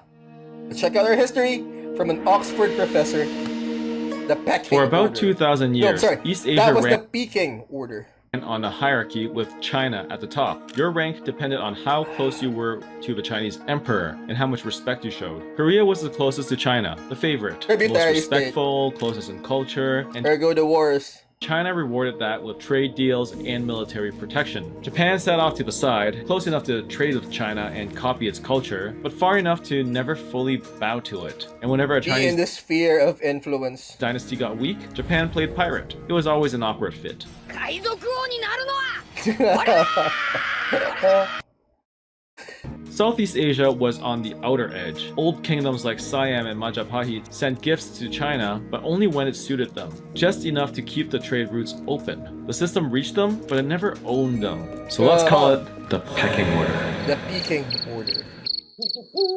But Southeast Asia had its own system that most people have never heard of, the Mandala system. Power radiated from different centers, overlapping, always shifting, and kingdoms like Srivijaya, Majapahit, and Ayutthaya sent tribute to China the way you send a Christmas card to your boss Karen. Politely, Yeah. strategically, but without really meaning it. The tributary system was a story Beijing told itself about how the world worked. Before Bangkok or Jakarta, they were mostly just doing their own thing. The official tributary I like system it. He's providing an objective history of the siblings, or how the siblings came to be. died in 1912 when the Qing fell, but the ranking Qing. in people's hearts didn't.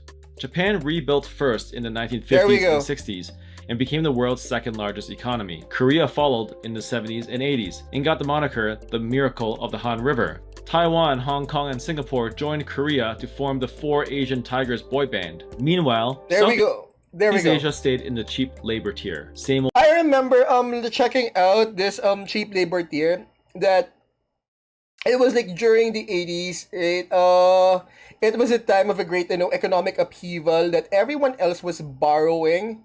In order to improve their economies, but during our time, our leaders, it was during the martial law era, was just borrowing in order to increase their own personal wealth. So we never got onto the whole economic train. ranking, just this time wearing t-shirts and jeans. There That we was go. the pecking order for decades. But something's been happening to the countries at the top. The boy band is aging. Japan grew less than 0.5% last year, and its population is projected to lose the equivalent of Canada's entire population by 2070. Korea managed 2% growth, and its birth rate, not even one baby per woman, at approximately 0.72 to 0.8. It's the lowest on Earth. The population is shrinking, and nothing the government has tried has fixed it. So the gap is closing both Toxic, ways, with work Southeast culture? Asia rising, while Japan and Korea are slowing down. And there's a generational split that reframes everything. The 1997 Asian financial crisis There hit we go. everyone. Indonesia's economy shrank 13% in a single year. Everyone sort of tigered up or something. Thailand's currency collapsed and dragged the rest of the continent down with it. That generation carried the trauma. They were grateful for any foreign money that showed up and careful not to push back. But the generation running the startups and TikTok accounts was born after that. They grew up watching Southeast Asia build, not collapse. The old hierarchy said Southeast Asia was the cheap labor, but 5 countries found 5 different ways, and none of them copied each other. And when Korean fans call it rice civilization, they were looking for a hierarchy that's 2,000 years old. Oh. The 5 countries we're about to look at are dismantling it in real time. There we Vietnam go. went first. Vietnam. Five- At current point, from a current economic standpoint, Vietnam is definitely leading the siblings. 47 a.m. in Bac Ninh province. Lin clocks in at Samsung's biggest smartphone factory, Ooh. part of an operation employing nearly 90,000 workers across Vietnam that accounts for more than 1 in every 8 of the country's export dollars. She's Nice. 26, earns roughly $350 a month, and Which sends isn't part of bad. it home to her parents in Thanh Hoa. Her mother worked a rice paddy, but Lin assembles circuit boards for a phone that sells for more than her monthly salary. Bac Ninh used to be known for rice fields and folk songs. Now it's one of Vietnam's busiest industrial zones because the factories There that we used to go. run in China are moving south. And it's not just Western companies trying to avoid Chinese tariffs, Chinese manufacturers are moving out too. See, there's this great dismantling after the pandemic. I remember because the whole pandemic thing was shifted, and there was this great scrutiny with regards to China's wolf warrior diplomacy. That people are moving out. And I remember during the pandemic when there was news that there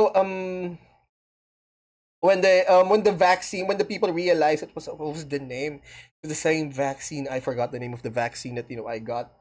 Sinovac. It was Sinovac. That when there was this particular area in Vietnam that when they found out that the vaccine came from China, they all got angry and just fell out of line. That come back with something better, because we're not doing that. We're not injecting Chinese vaccines into our bloodstream or something like that. But yeah, from an economic standpoint, Vietnam is leading the charge. Plastics company out of Dong Nguyen was told by its clients, no Vietnam base, no new orders. Because the There we math go. is simple. Vietnamese factory workers earn about $3 an hour. In China, it's more than double that at around $6.50. And foreign investment into Vietnamese manufacturing hit over $25 billion in 2024. Vietnam's economy grew about 8% in 2025. And you can see where that See, there we growth is go. coming from. Over $100 billion in electronic exports. You got Samsung, Apple, Intel, and Foxconn all running major production out of the Foxconn. country. 2 out of every 3 AirPods on The whole Foxconn thing was the whole China thing, where they had the suicide nets. Because factory workers was unaliving themselves, and then Foxconn bailed out during the pandemic. the planet are projected to be made in Vietnam. So is 1 in 5 iPads and Apple Watches. So it's not just one company, this whole thing is a national pattern. But this generation isn't happy assembling other countries' products forever. The There we Vietnamese go. government started picking which factories to let in. High-tech and semiconductor companies got fast-tracked. Low-value factories got turned away. And then there's VinFast, a Vietnamese Ooh. EV company not assembling for someone else, but exporting its own cars to the US and Europe. Auto deliveries nice. more than doubled in 2025. E-scooter sales went nearly 5 times over. Lynn's mother worked a rice paddy. Lynn assembles phones. Her fiance builds AirPods down the road in Haiphong. They're planning to get married and have 2 or more kids. Nice. And they've heard how Japan is only hitting about 0.7 kids from a video here, but don't really understand why. Isn't Japan supposed to be well off? Now Lynn isn't Yes, real. they But are. that story is playing out across Baeknin and Haiphong right now. Lynn isn't angry at Korea. She hardly thinks about Korea until something like Day 6 blows up on her feed between shifts. Then she has an opinion, and then she moves on, because she has factory work to finish. Quick plug, if you like these types of deep dives, please like and sub. Vietnam has Yes. choices now, and is choosing You which heard the man, you investments to guys. reject. Like and sub. These countries aren't grateful just to be invited anymore. They're setting the terms. And Indonesia took that logic further than anyone, and it told the entire EU to go away. That's something. In 2020, President Jokowi looked at Indonesia's nickel. They produce over half of the world's supply, and it's essential for every battery for cars and robots. And then he decided to ban raw exports entirely. The message was simple, and kind of ballsy for a country that used to take whatever deal it could get. If you wanted Indonesian nickel, build your factory here. There Over we $15 go. billion in Chinese, Korean, and Japanese investment followed. Smelters went up, jobs materialized, and for the first time, Indonesia had power over the companies that used to boss them around.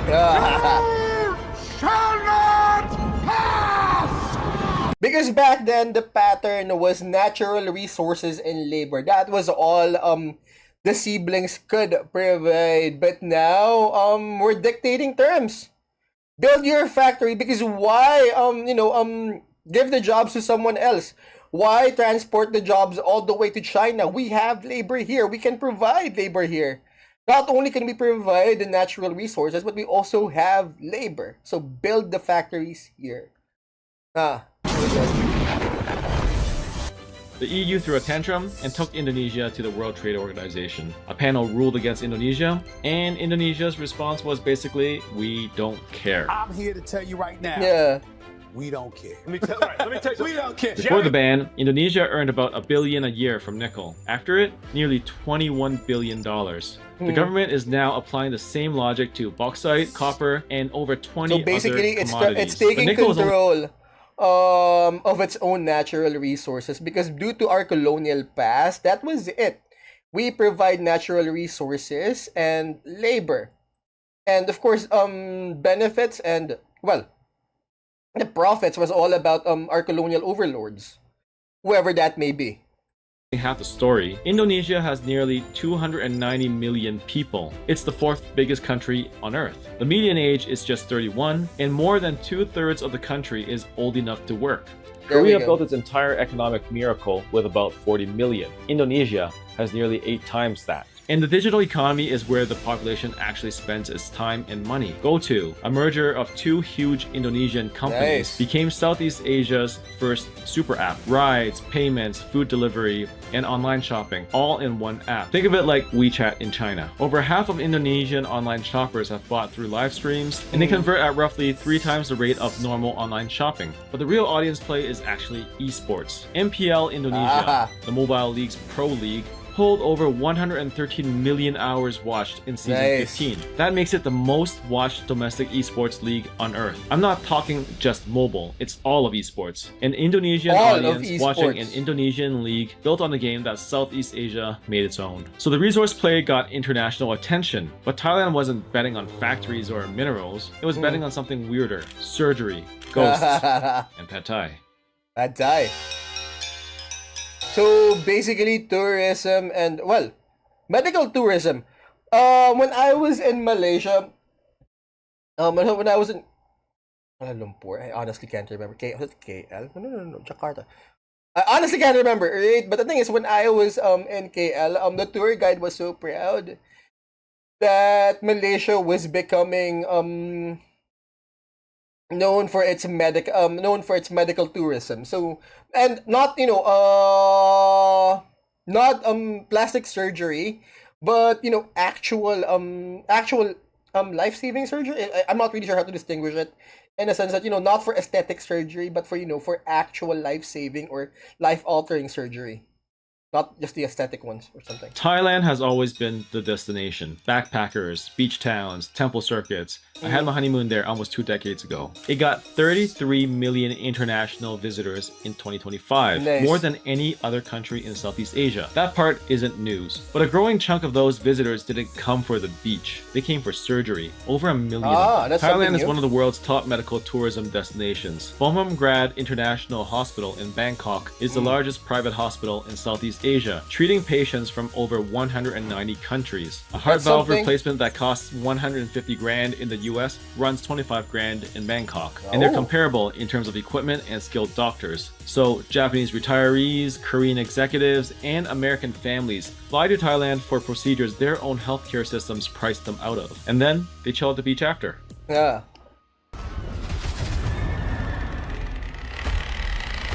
Attack 13. Thailand also exports nightmares. The Thai horror Movies. export is a completely different aesthetic, and like K-drama, Netflix has been a huge distributor. Shudder in 2004, P-Back in 2013 at $33 million gross. The Medium in 2020 I remember seeing whatchamacallit? No, not the Medium. The one Shutter and Cinema back in 2005. It took a year for us to get there, but anyways. 21, all rooted in Buddhist beliefs about spirits, karma, and the afterlife. The Thai word for ghost is Pi, and there are dozens of types. Pi-pop, that possess the living, Pi-klasu, Oh, floating my bad. heads with trailing organs at night. It comes from a completely different belief system. So when Netflix puts Thai horror in front of a global audience, it's selling a whole belief system that most Western viewers have never seen. I remember there was this whole entire collection about the art of the devil. But this one, Attack 13, this one's new. I haven't, checked in for quite some time. But I remember seeing Shutter on Cinema. So it's fresh and it stands out.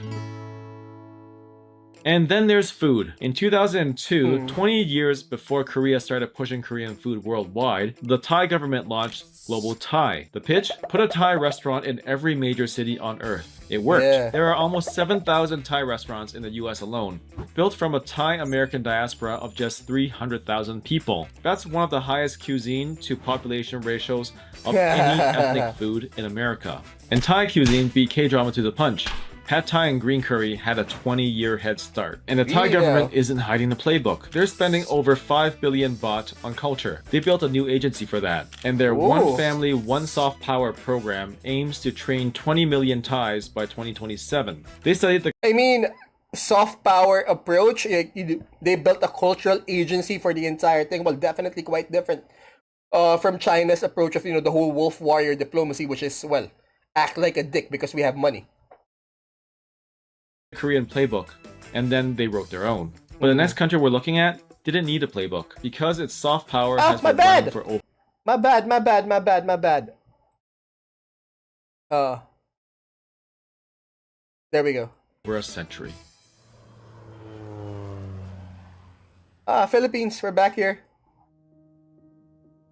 The people expert. 3:14 a.m. in a hospital outside Houston. Grace checks the IV drip on a post-surgery patient, logs vitals, and moves to the next room. She's been on her feet for 9 hours now, and during her 15-minute break, she opens her phone and sends $400 I like the way he presents this whole thing.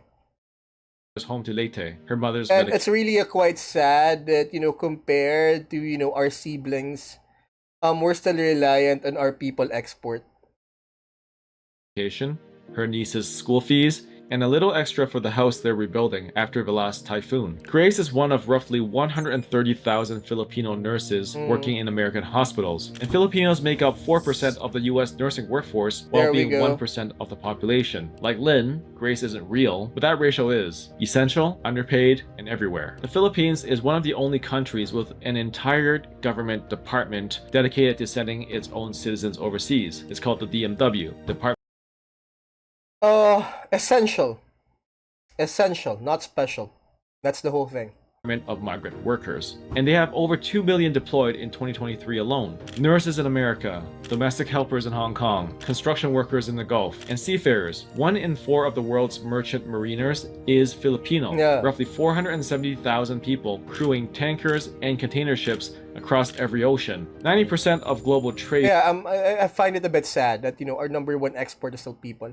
moves by sea, and a quarter of the people moving it are from this one country. And the people export scales way beyond manual labor. The Philippines is the world's call center capital. Nearly 2 million BPO workers, pulling in over $40 billion a year. Virtual assistants working for $400 to $700 a month versus $4,000 or more in the US. But cost isn't really why they win. There's a Filipino word for it, malasakit. It means genuine care that goes beyond what's required. Like spending 10 minutes more making sure your phone is working right. Cost cutting wins you the contract, but malasakit, that wins you the repeat business. The reason the Philippines dominates English language services over Indonesia or Vietnam goes back 125 years, and it starts with a ship. In 1901, 600 American teachers sailed into Manila Bay on the USS Thomas and built an English language school system from scratch. Manifest destiny, baby. I guess all that Americanization was beneficial for me and my people. I mean, there's a reason why I speak like this. I was a product of this system. Like, about 200 years later. Add 350 years of Spanish rule. That made the Philippines the only Catholic country in Asia. On top of that, add a US immigration law from 1965 that opened the door. And there's even more stuff before that. And then you throw in all the small stuff, like Spanish last names, American first names, the Catholic faith celebrating Christmas and Easter. For Western employers, Filipinos just feel familiar. No other Southeast Asian workforce comes close. And now the diaspora, which is a fancy word for dispersed people, that is built for labor is distributing culture. In a video shared by the MTV Europe Music Awards, the group's leader Joanna thanks the award-giving body for the recognition.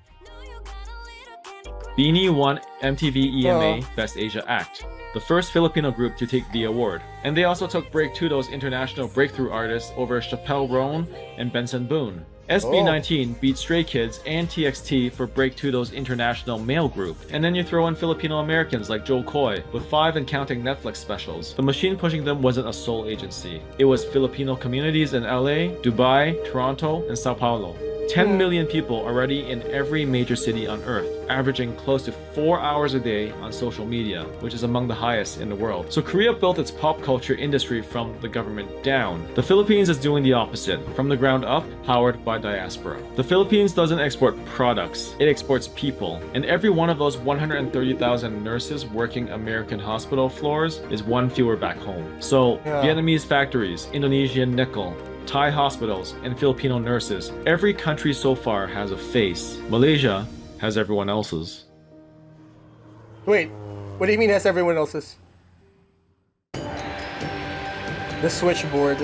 Malaysia has a bit of everything. Semiconductors in Penang, over 50 global firms handling 13% of the world's chip testing and assembly. Palm oil plantations feeding roughly a quarter of the world's supply. A state oil company, Petronas, that has been on the Fortune Global 500 for years. And Kuala Lumpur, KL, runs the world's largest Islamic finance hub. Over $600 billion in banking products designed to follow Islamic law, serving Muslim markets from Jakarta to Jeddah. So yeah, Malaysia does factories, it does commodities, it does finance, but none of that explains the number that turned heads in 2024. Over $30 billion in data center investment landed here in a single year, triple the year before. For your consideration, the Jericho.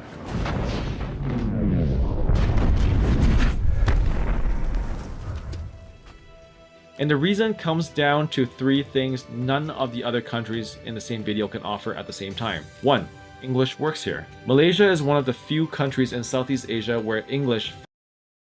I remember... Because every time I go to another country, what I do is basically I try at least to learn the basics. And the thing about I remember Malaysian language, I don't even know what the official language is called. It was quite nasally and I couldn't pull it off. But one thing I noticed when I was talking to our tour guide is that you could roughly understand that we share the same basis of language. Like, if you read a Malaysian document or, one that's written in Filipino or Tagalog, you could roughly understand the whole thing. But, which is a bit sad because documents are rarely, official documents are rarely, contracts, even commercial ones are rarely written in Filipino. But if you try and read a Filipino textbook in a Malaysian one, you can like get the gist of the entire thing. Two completely different language, but same basis or same historical basis, and you could roughly understand what's being said under the written language. Or at least, in written form. Functions as a real business language at scale. Contracts, boardrooms, technical documentation. It all runs in English with no translator, there we go. given Malaysia's British colonial history. And that's why big global companies have put their Asian offices here for decades. Malaysia sits right in the middle, between the head offices in America or Europe and the factories across Asia. And they get the best of both the East and the West. 2. The Chinese Bridge. Nearly 1 in 4 Malaysians is ethnic Chinese, which is the largest concentration in Southeast Asia. It's the reason why ByteDance, Alibaba, and Huawei chose Malaysia for cloud and AI buildouts. They speak the language, they understand the culture, and the business connections between KL and mainland China go back generations. A big chunk of that $30 billion followed the Chinese community here. The editors of this video you're watching are Malaysian Chinese. They grew up hearing the same hierarchy these 5 countries are rejecting. 3. Singapore spillover. In 2019, Singapore froze new data center construction. New builds were banned for 3 years, and when it lifted, requirements got a lot stricter. Johor is literally across a bridge, same time zone, for a fraction of the price. Malaysia became Singapore's overflow, and now it's the biggest data center market in all of Southeast Asia. Definitely something. Vietnam builds, Indonesia digs, Thailand treats, the Philippines sends, and Malaysia connects. So the siblings, 5 different strategies, running simultaneously, and all of them are up and coming. We seem to work. So we got 5 strategies with no coordination, and somehow combined ASEAN trade sits at roughly $4 trillion, with these 5 countries driving most of it. But before I get accused of cheerleading, the math isn't all sunshine, and more on that later. But right now, let's talk a bit about integration. There's a new payment system that lets you scan a QR code in Jakarta and pay in Thai baht. It works across 8 countries, and they've signed trade deals with both China and the US-led Pacific Bloc, keeping both doors open, but committing to neither. But that doesn't explain why a camera lens rule at a K-pop concert turned into a fight about respect. The friction runs deeper than entertainment. Korean beauty brands use Thai models in ads, but don't build anything in Thailand. And Southeast Asian workers in Korean and Japanese companies still deal with what they feel is skin color bias and lower pay. Vietnamese marriage migrants in Korea report abuse and I remember what was the name of that Indian comedian Russell Peters, right? In one of his jokes, it was in Japan. I think it was he in Japan or Korea? There was this taping, and there was this Filipino production assistant.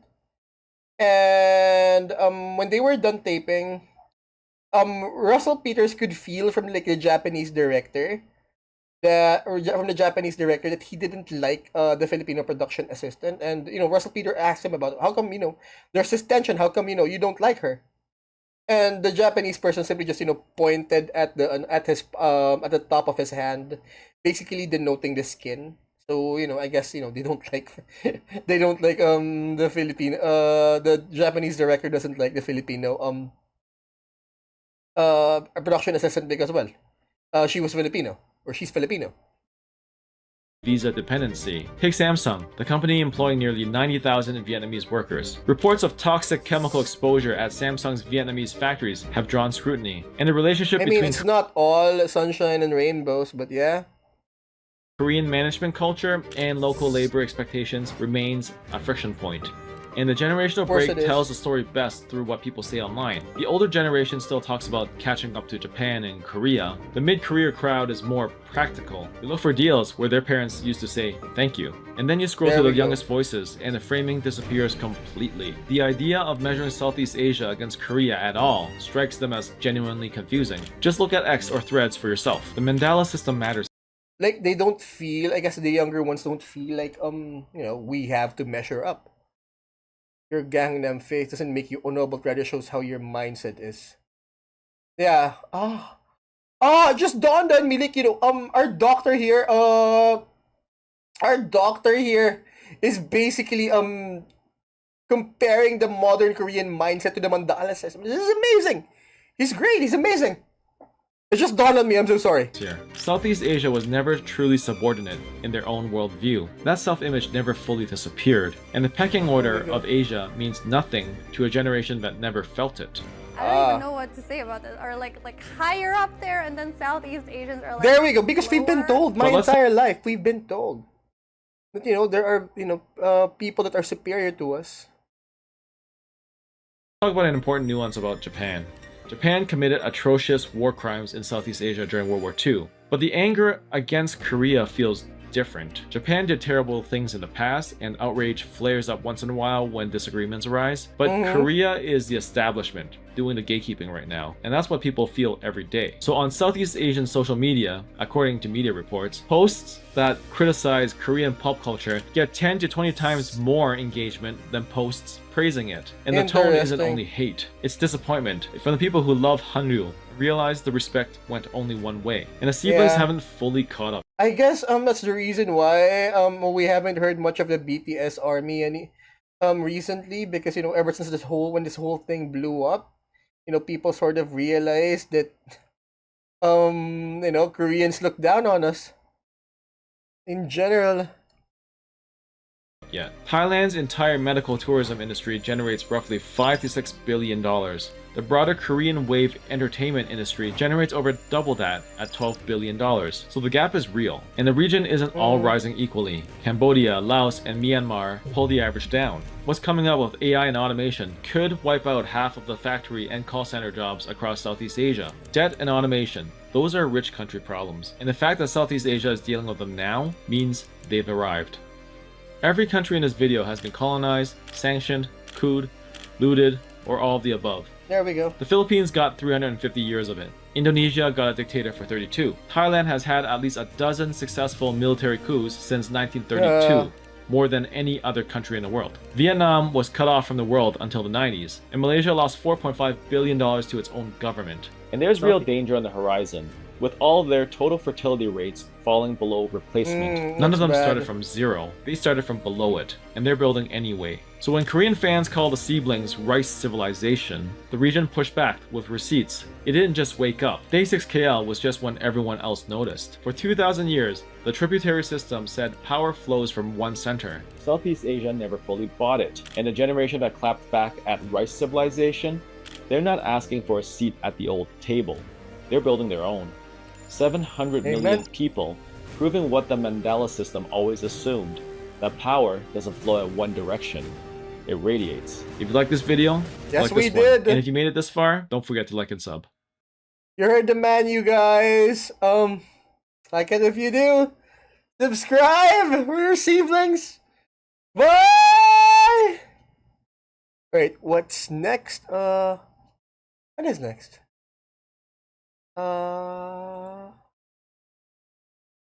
Wait, what's that? G'day, guys and gal. Rogal Dorn's back. For some reason, Rogal Dorn is back. Let's see what it's all about. I mean, I want to discount it for the simple reason that old Bela is still alive. So here we are. Let's see what this is all about. But before we do, again, you guys, like it if you do, and subscribe. Or else, Rogal Dorn will be there under your bed or something. Here we go. Mark's Wait, dying in 40 Ks. not yet. Hold on. Fate and destiny itself bends to their will, and each of them have been pivotal in creating the setting as it is today. Some died in epic final showdowns, like Sanguinius. Some died like dogs needing to be put down, like Sanguinius. I'm joking, don't shoot me. Like Conrad. And others died off page to a horde of cultists. But, I mean, yeah, You know what? Fight me. Sanguinius is overrated. That speech, at the gates of eternity wasn't even that good. I don't know what the big deal is, alright? I honestly don't know what the big deal is, alright? They needed a murder, and you know what? Sanguinius was it. But was he all that? I don't think so. I think he's overrated.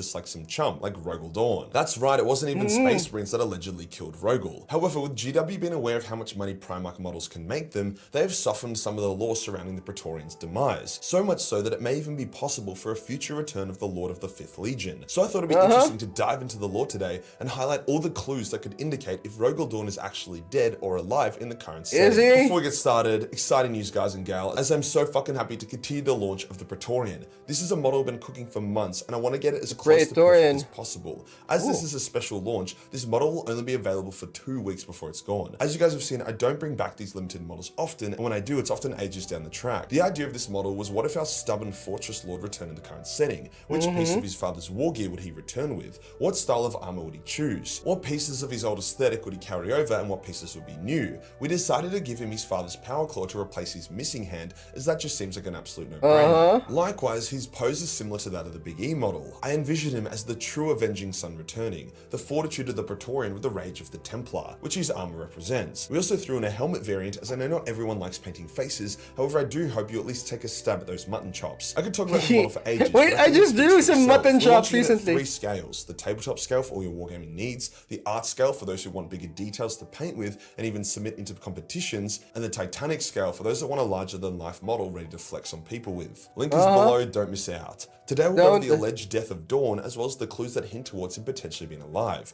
We'll also discuss where he may have been and what he may do if he returns. Let's get into it.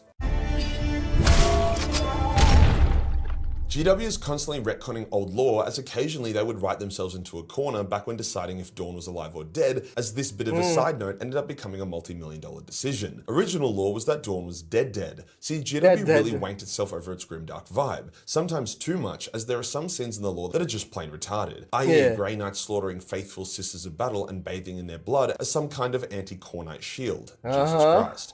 Likewise, Rogal Dorn, the loyal, steadfast son, being trapped on a Black Legion ship, then getting shanked to death by a bunch of cultists also sounds grimdark as. An inglorious way for a hero to die, alone, unseen, and screaming his...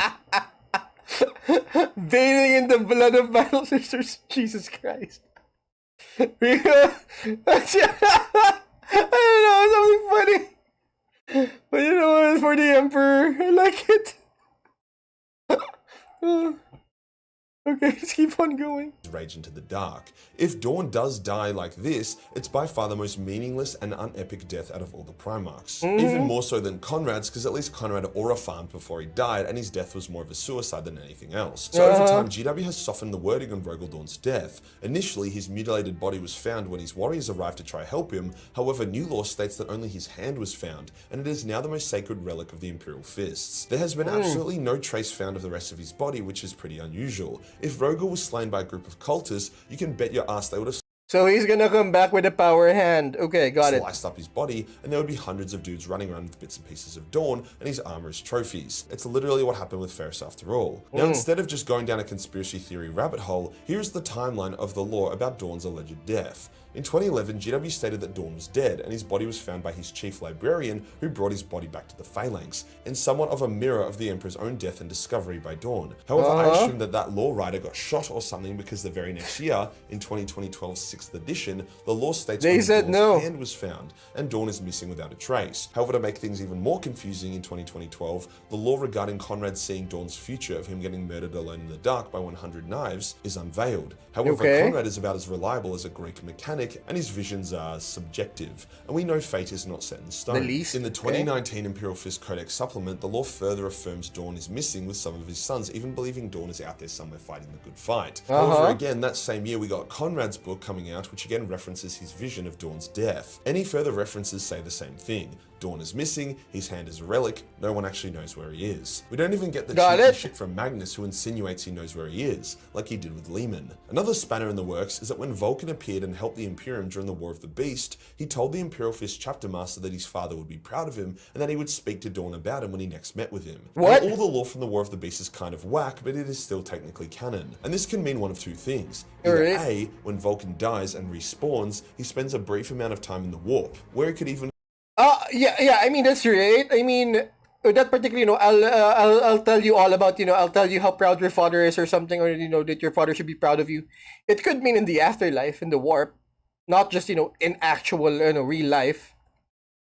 as real life Warhammer could get. Commune with his dead brothers, as their Primarch souls are so powerful that they do not dissolve in the warp, nor can demons eat them. Or it could mean that the Primarchs in exile, of which Vulcan was one, know how to find each other and occasionally cross paths. Or Vulcan is just a fucking liar, but I doubt that. There is one final clue regarding Dorn's potential status. In the very recent Fulgrim book, one of the main characters is a Black Templar's Empress champion, who often receives visions. He receives a vision of himself fighting alongside Dorn against the Empress children and Fulgrim, a vision which actually led him to the Empress children and to fight against them. This guy was a beast, however he would eventually be slain, his vision unfulfilled. It's unclear if it was a vision of a potential future, or some kind of ability he had that would guide him to where he needed to be via metaphors, or if another entity was sending him these visions. However, since it literally put him face to face with Fulgrim, it's 100% not a coincidence. Out of all the missing Primarchs, Dorn holds a unique spot. See, we knew exactly where Guilliman and the Lion were prior to their return. Likewise, with Russ, Jagdai, and Corvus, they all went off on their own side quests, and it's very clear that they are simply missing and still alive. All the traitors are accounted for on the other side, except maybe Omegon, but he's kind of loyalist anyway. So only Vulcan and Dorn were the unknown when it comes to if they're alive or not, but since Vulcan cannot die, it just leaves Dorn. If he is alive, this also creates a bit of an interesting situation. See, the Lion and Guilliman basically just picked up where they left off. One moment they were fighting in 30k, the next they woke up 10,000 years later in 40k. They maintain the same personalities, albeit having learnt some valuable lessons. However, if Dorn is alive, then more than likely he's been kicking for 10,000 years. So there's a decent chance he will be dramatically changed. It's just hard to know if that change is becoming more wise and unbreakable, or if it's becoming weaponized autism incarnate. Okay, so we know that Dorn is likely alive somewhere. After all, returning Primarchs are absolute cash cows when GW brings them back, and if there's something we know about GW, it's just that they love their money. However, I also believe that Dorn will be one of the last loyalist Primarchs to return. But where could he be? Well, if Jagdai is in the Webway, and Russ and Corvus are in the Eye of Terror, or even the Warp, is Dorn in one of those places? In my opinion, no. Dorn is like the anti-Warp Primarch. The warp literally becomes itself around him, and he has absolutely no warp abilities. The dude literally imprisoned all of his legion's librarians after the Edict of Nicaea was issued. Now granted, that was because he wanted to save them as an ace up his sleeve rather than just straight up ignorance, but it's clear his knowledge of the warp sucked ass. So why would he go to where it was warpy? Likewise, the Demon Primarchs seem to know where Corvus and Lehman are roughly, as those are the two that entered the Eye of Terror. Yet no mention of Dorn has been made, and you bet your ass those smug motherfuckers would love to talk shit on Dorn if they could. After all, he was the one that cut them the hardest during the Siege of Terror. Love this guy! In real space somewhere. Now we know that Primarchs get more powerful over time. Sanguinius at the end of the Heresy was an entirely different beast to what he was at the start. Likewise, they can also develop new abilities, such as Corvus becoming extremely spooky, as well as the Lion waking up with an extremely overpowered teleportation ability. Now both Guilliman and Dorn are the least warpy of all the Primarchs, making up for it by not being massive retards and actually understanding how to build and manage things. However, it does seem like the more warp-based the Primarch is, the more they can evolve. Corvus had special powers that seemed to evolve, as did Sanguinius. The Lion wasn't known to be warpy, but he also wasn't as grounded as Dorn or Guilliman. When Russ, Jagdai, and Corvus return, I expect them to be quite changed with new abilities, but I honestly don't really expect that from Dorn. Perhaps he can project a blank aura, making him the only blank Primarch, which would cut chaos super hard and actually be super powerful. An ability born from his indomitable will, but that's as far as I see it going. Now, would this version of Dorn be deranged from 10,000 years of existing? No, I don't think so. Probably. The Emperor and Malkador were alive for a very long time, and age didn't seem to wear them down or erode their minds. Primarch minds are also built to be able to handle time. Likewise, Dorn was locked in a Khornite pocket dimension for hundreds of years with nothing but sand, the whispers of Khorne, and thousands of dead Imperial fists to keep him company. Despite that, he managed to maintain his sanity, resist Khorne, and when he broke out, he instantly returned I mean, there has to be some changes after all that time. No one's that good.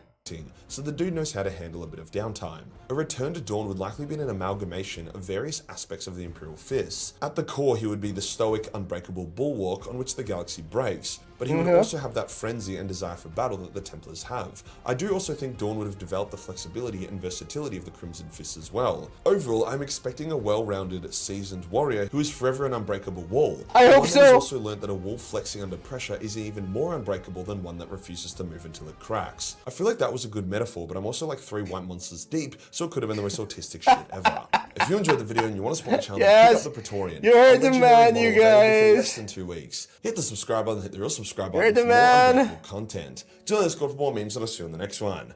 Peace. Bye! Wait, where else are we going? Okay, what's next? Alright, Hold up. Today we're talking about Colonel Sanders. I know we're talking about Colonel Sanders, but hold on. Check this out. Okay, so here's the thing, right? Okay. Based on anecdotal evidence, meaning on my own personal observation, KFC has just some sort of renewal. They came out with this new look, rebranding. But the thing is, people are now disappointed with the whole thing in the sense that, it's not the way it used to be. Portions are smaller. It doesn't taste the same. Whatever. But one of the... Sorry, pain just shot up the back of my neck. But one of the biggest things about the entire thing is that I remember why it's... Here's the thing, right? Back then, it was all about Kentucky Fried Chicken, Kentucky Fried Chicken. That's what the places with the white guy with the bucket of chicken. That is Kentucky Fried Chicken. However, it had to... the rumors are back then is that the government, the U.S. government, basically told the company that, you know what, you can no longer call yourself Kentucky Fried Chicken because of what you're serving people now couldn't be considered as chicken. And here's the thing. That was the rumor, so I'm not really sure if it's real, but it was the same level of rumor as Marilyn Manson removing his ribs so he can pleasure himself with his mouth. Same level. That that's why they call themselves KFC now. That's why you can know. That's why all of their logos just says KFC because they can no longer call themselves legally call themselves as Kentucky Fried Chicken because they no longer quote unquote serve real chicken, at least in the US or something. But anyways, let's see what they've got. Let's see if it's real. Let's see if that rumor is real. There is absolutely nothing that is going to prepare you for how crazy this story actually is. Today we're talking about Colonel Sanders, yes, the KFC guy. Okay, according to a 2010 study, only 40% of Americans between the ages of 19 and 25 knew that Colonel Sanders was a real person, and even less people know that he was a complete gangster his entire life. Okay, most people don't realize this, but the sweet elderly Southern gentleman from the KFC logo... I mean, he likes to throw, that's his thing, he likes to throw that word around, gangster. Anyways... didn't start selling Kentucky Fried Chicken till he was 66 years old. Prior to that, he had done every job under the sun. He worked for the railroad. He used to be a lawyer until he lost his law license for beating up his own clients in open court. He used to be involved in turf wars with bootleggers and oil companies during the Great Depression. He has been, won, and is undefeated in gunfights. He is a notorious adulterer that once bragged that he was still getting laid at 83 years old. This dude cussed so much that KFC had to heavily edit every TV and radio ad spot he ever did. Go yourself, San Diego. Nice work, everyone. And I could keep going, but we're going to cover all of it in the story right after word from our sponsor. Delete me. Delete me. Settle debate. What? Which 9mm better? Yeah. Neither. There's a third option. The 45? Oh. Interesting. You were packing.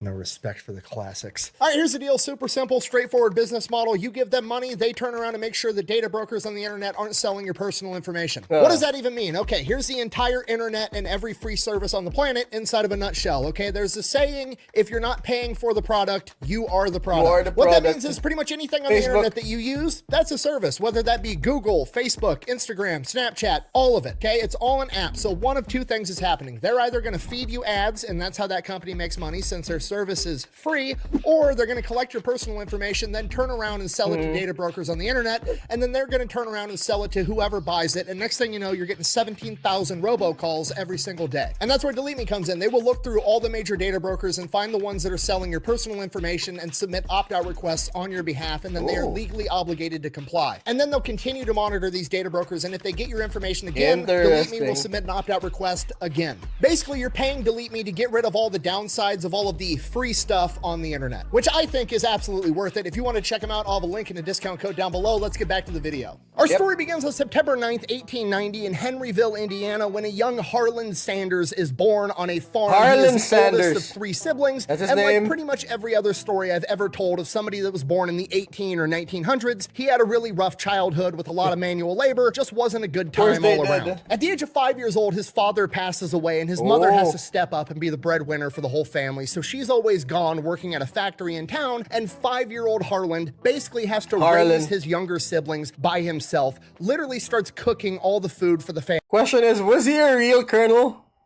I guess we're about to find out. Family at 5 years old. Fast forward, he's 12 years old. Harlan's mother finds a new husband. They get married. Harlan and Have the their own stepdad children. do not get along whatsoever. Shortly after this, he leaves home at the age of 12. For the next 4 years, he just kind of bums life. around the area, working on farms, doing manual labor jobs. And then at the age of 16, he falsifies his birth certificate to join the army, gets in, deploys to Cuba, serves his entire enlistment, and then comes back home. While in the army, he picks up the habit of, as he puts it, cussing like a sailor, using excessive profanity. People later in his Army, life not said Marines, he couldn't go right? a single sentence without including the term "goddamn." Yeah. In his own autobiography, he said, and I quote, "I used to cuss the prettiest you ever heard." So 18 years old, goes back home, gets a job with the railroad, starts traveling all over the country, working for the railroad. While he's on the road, he meets a woman by the name of Josephine King. They wind up getting married, start having kids. So Josephine's back home with the kids. He's still working with the railroad. Obviously, he's gone a lot. And while he's gone, he decides he's going to cheat on his wife. Like a lot, or as he referred to it as tomcatting. So he's going all over the country just slinging, which is foreshadowing at its finest. Okay, not great, but that's what happened, and it also gets worse. He also got fired from different jobs at different railroads a lot. Sometimes he was working for the railroad, Why? sometimes he was like a traveling door-to-door salesman. He just kept bouncing from job to job to job because he had a humongous anger problem and was always getting in fistfights and beating the shit out of people. That is correct. The medulla oblongata. The medulla oblongata is where anger, jealousy, and aggression come from. After a while, his wife Josephine, understandably so, is fed up with his shit, and she decides while he's on the Why road, wouldn't she's she gonna be? leave him. He's lost his job too many times. He's cheating on her. She's out. She gives up the house. She sells all the furniture. She takes the kids and moves back home with her parents. And Harlan is awkwardly pissed off about the furniture. Like, he's mad about the kids too, but he's very upset about the furniture for some reason. Like, in his autobiography, he says, and I quote, "That hurt me. I figured she didn't have any right to take my children or give away my furniture." He is equally as concerned about the furniture as he is about the kids, which I don't understand, but whatever. And it's probably because I the mean, they are furniture's gone. kids. She gave it away. There's nothing he can ever do to get his precious furniture back. The kids, on the other hand, Why? she still has the kids. They're at Grandma and Grandpa's house living with Josephine. He could still do something about that. So, like a rational adult, he decides he's going to go to court and fight for custody of his kids. No, I'm just kidding. He concocts a plan where he's going to go wait in the woods outside of Grandma and Grandpa's house, and he's going to kidnap the kids. That's a terrible idea. Again, in his own words, although I didn't consider it rightly kidnapping since they was mine. So he heads over to Grandma and Grandpa's house, hiding in the woods in a pile of leaves, waiting for the kids to come outside to play. He's then gonna snatch up the kids, take them to the train station, and bounce. This is the early 1900s. They're never gonna catch him. So he's out in the woods, laying in this pile of leaves, waiting for the kids to come out to play, and he's just waiting, and he's waiting, and then eventually the sun comes up. It's Kentucky, it's summertime, it starts getting hot. He starts getting sweaty, Definitely there's hot. flies buzzing around, and after hours of waiting, the kids still haven't come out. He's like, okay, this isn't gonna fucking work. So he decides he's just gonna go up to the door and knock. Goes up to the door, knocks on the door. His father-in-law answers the door and just says, "Howdy, Harlan," and invites him in because, you know, it's the father of his children. Why wouldn't you do that? He has no idea the guy was just planning to kidnap his grandkids. Harlan, his father, and Josephine then proceed to sit down in the living room and have awkward small talk for a little while. And he like just gets up eventually and is like, I guess I'm gonna go. And Josephine is like, "Where are you going?" And he's like, "I found a new job in Illinois working for the rail company. I'm gonna head out there." And she goes, "No, I think you better stay with me." And that was it. They stayed married for another 37 years. Now he's got his family back, Okay, so I guess. that was surprising. You know what? I was honestly surprised with that result. I mean, murder-suicide was on top of my list about how that was gonna go down. Okay.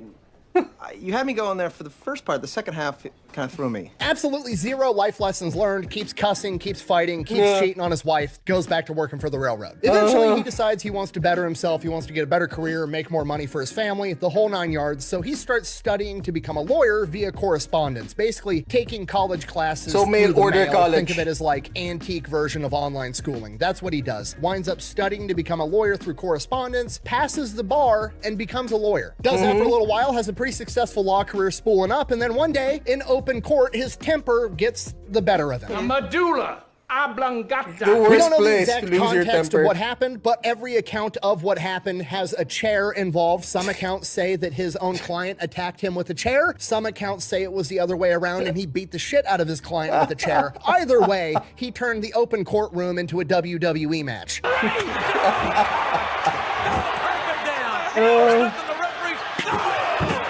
Because of this, he obviously loses his law license and goes back to job hopping. So he's a door-to-door salesman for insurance, and then after that, he decides he wants to be an entrepreneur, so he spools up an illegal ferrying operation across the Ohio River. The police eventually put a kibosh to that, so then he goes to work for Michelin Tire, being a tire salesman. And finally, that goes good. That's going great. The dude can sell tires like a motherfucker. He works his way up from being a salesman to like the regional director for the entire tri-state area that he's in. And he's like one of the big wigs at Michelin Tire. But then karma finally catches up to him and we kick off the lifelong saga of karma desperately trying to put Harlan Sanders, this madman, in his place, and Harlan Sanders just adamantly refusing. One day he's driving his Model T with Michelin tires across the bridge and the fucking bridge collapses, totaling his car. And at this point in time, he doesn't have enough money to buy a new car, so Michelin Tires fires him because you can't work for Michelin Tires as a tire salesman if you're not using Michelin tires, which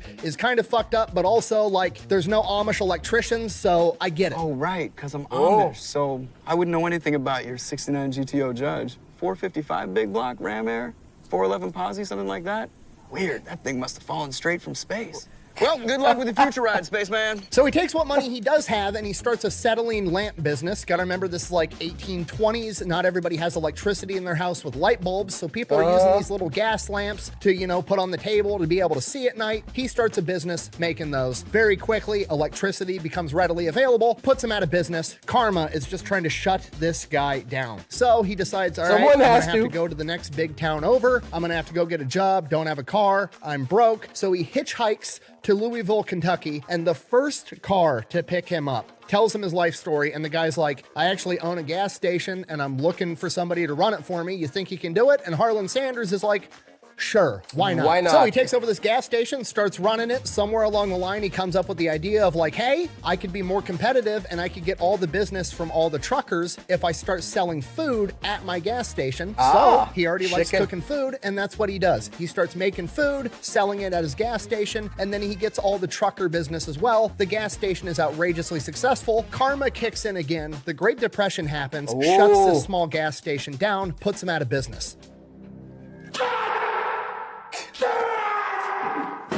From here, Shell Oil Company reaches out to him and is like, hey, we knew you were super successful at running this other gas station in a small town in Kentucky. We have another gas station that's right on the main highway that's going to be able to stay open during the Great Depression because it gets all this traffic from the highway. We want you to run it. Harlan Sanders takes the job. So he moves out to Corbin, Kentucky, where this gas station is, and this place is super ghetto. It's literally nicknamed Hell's Half Acre. You gotta remember, this is the Great Depression. Everybody's poor. Poor people commit crime to feed their kids. So you got that going on. On top of that, you've got Prohibition. This is right by the highway. All the bootleggers are running their booze through this area. There's all kinds of crime. So he takes. So that's where competing with the bootleggers come from.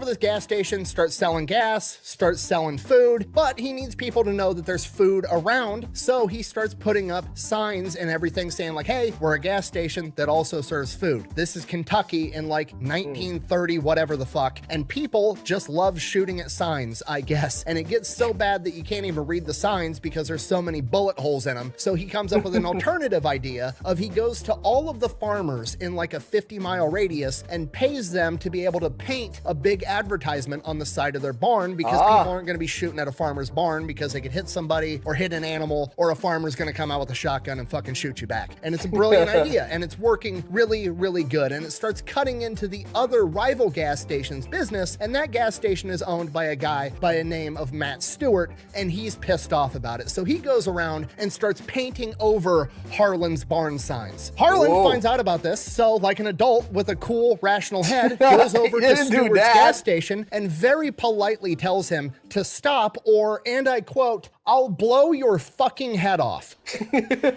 Wow. Okay, Harlan Sanders is not going to tolerate people messing with his money. Playing with my money is like playing with my emotion. A couple weeks later, Harlan's got a big day. Some Shell oil executives, 2 of them, are coming to town to have a meeting with Harlan about how well his gas station is performing. And while they're sitting in the gas station having a meeting, talking about how great of a job Harlan's doing, one of the employees comes in and lets him know, hey, Matt Stewart is out on the side of the road right now painting over one of your advertisements on farmer so-and-so's barn. At which point, Harlan says, I told that motherfucker what I was going to do, so he grabs his gun. The Shell oil executives also grab guns, and they go out and confront Matt Stewart. As soon as they get out of the car, Matt Stewart draws a gun, fires at them, killing one of the Shell oil executives, to which Harlan Sanders then shoots him in the shoulder, drops him on the ground, disarms him, and waits for the police to come arrest him. Harlan is found innocent because it was self-defense, and Matt Stewart now gets convicted of murder and would later be assassinated in prison. Hey, something wrong with his medulla oblongata. And from here, Harlan Sanders is not shy about using a firearm to get his way. There's another account where bootleggers were trying to siphon gas out of his pumps in the middle of the night, and he runs out in nothing but his underwear and confronts them and holds them at gunpoint until the sheriff shows up to arrest them. This goes on for a while. Very successful gas station. Eventually, Harlan ends up owning the gas station himself, at which point he kicks it into overdrive. Now he's going around tearing down signs from the competition and putting up his own signs instead. The exact thing that he was pissed off at doing, but now he's going to do it to other people. And then, just like what happened with him, one of the other rival gas station owners runs out to confront him, at which point he pulls out a gun and tells them to get back in their fucking car. And they do. The medulla oblongata. So as you can see, through a combination of great food and gun violence, Harlan Sanders becomes the most successful gas station in the area. That gives me the tagline of the entire story. Great food and gun violence. The most southern thing that's ever happened, ever. And by 1939, he's making more money from food than he is from selling gas, so he decides he's just gonna sell more food and quit selling gas, and he opens up a 140-seat restaurant and then eventually expands that business to have a motel right next door as well. Now, the problem he runs into here is being able to cook food at the standard that he likes to cook food at in the quantity that this restaurant is now demanding, and the big problem he has is with the fried chicken. Everybody loves his fried chicken. He's got a secret blend of 11 herbs and spices. Everybody loves it. But the problem is real fried chicken is cooked in boiling grease on a skillet over the stove, and you just can't cook it very fast. It takes too long, you can't make bulk batches, and the wait times at the restaurant is just taking forever. So he develops a way to cook fried chicken inside of a pressure cooker, which still makes it taste way better than if you deep fry it. And this takes the cook time on his fried chicken from like 30 plus minutes down to 7 or 8 minutes. So he's got that figured out. Things are going great. He's got his new restaurant, his new motel right in 1939, and then karma steps in to try to shut it down again. 1939, World War II kicks off for America, and all of a sudden America is now rationing rubber and gas, meaning less people are traveling, and his entire business is built right on the highway and relies on highway travelers, so he's not making enough money. But Harlan Sanders, not taking no for an answer, refuses to quit, keeps running his motel and his restaurant business, but also takes a job in Tennessee, which is nearby at a place called Oak Ridge, because the government has thrown up some new facility where they're making something, and they need somebody to come in and run all the cafeterias to feed the workers, and he oversees the cooking of 36,000 meals a day to feed all of these people working at this secret government facility. Does that through the rest of World War II. When World War II ends, that job kind of comes to an end. They no longer need this factory for whatever reason, so he goes back to his hotel and restaurant, which everything's fine now because they're no longer rationing gas and tires and people are traveling again. And later we would find out that the Oak Ridge facility in Tennessee is where they refined all the plutonium for the Manhattan Project, which we use to nuke Japan, which makes it kind of awkward that it's a Christmas tradition in Japan to order KFC, but Whatever. So comes back home, starts running his restaurant and hotel full time, hires a new female employee, starts having an affair on his wife. I'm not the type, who believes in coincidences, but guess what? Who says, the higher power doesn't have a great sense of humor or a good sense of humor? Her name is Claudine Price. Shortly after that affair, he divorces his wife, marries her instead in 1947. Then in 1952, he meets another wealthy restaurant owner from Salt Lake City, Utah by the name of Pete Harmon. Pete Harmon tries his fried chicken and he's like, holy shit, this stuff is awesome. Can I franchise this? I'll buy the secret blend of herbs and spices from you. You don't got to give me the secret. I'll just buy it straight from you. Show me how to do this with a pressure cooker, and I want to sell it in my restaurants in Salt Lake City, Utah, and I'll give you 4 cents for every piece of chicken that we sell. Colonel Sanders is like, sure, why not? So that's what happens. Pete Harmon starts selling Sanders chicken in his restaurants, and he needs to brand it somehow. So he's from a different part of the country, so he names it Kentucky Fried Chicken and gives it the slogan, finger licking good. And Harlan doesn't really see the potential in it. He just kind of treats it as like, passive revenue that this guy's mailing him a check every month and just keeps running his restaurant and motel. And then his chicken becomes like kind of famous in the area. It's getting some notoriety, and the governor of Kentucky makes him a Kentucky colonel, which is like this honorary status in the state of Kentucky. And he's like, cool. So he's like more of a militia colonel. All right, got it. That's great, whatever. So now he's Colonel Sanders. And then around the same time, he also started a side business where he was a midwife. I told you the story was weird. Yeah, he's just going around rural Kentucky as fucking Colonel Sanders, the chicken guy, helping people deliver babies. We don't know much about it other than the fact that it happened and he delivered at least 8 kids, and one of them ended up getting named after him. When he was later interviewed and asked, like, how did you become a midwife? What training do you have? How did you even know how to do this? He simply replied, and I quote, "Oh, I know a little about it." Apparently, if you've seen enough vaginas, you just kind of know what you're doing, I guess. You can put stuff in one, you can pull stuff out of one. That makes sense, right? I guess. Checks out. One of his personal acquaintances later in life actually joked that he got involved in being a midwife because he was concerned that the kids were his. Which brings me to his next side gig that he started after being a midwife, which was being a vampire hunter. No, I'm just kidding. But the fact that you believe me for a second. It was 19th century Kentucky. It was the South.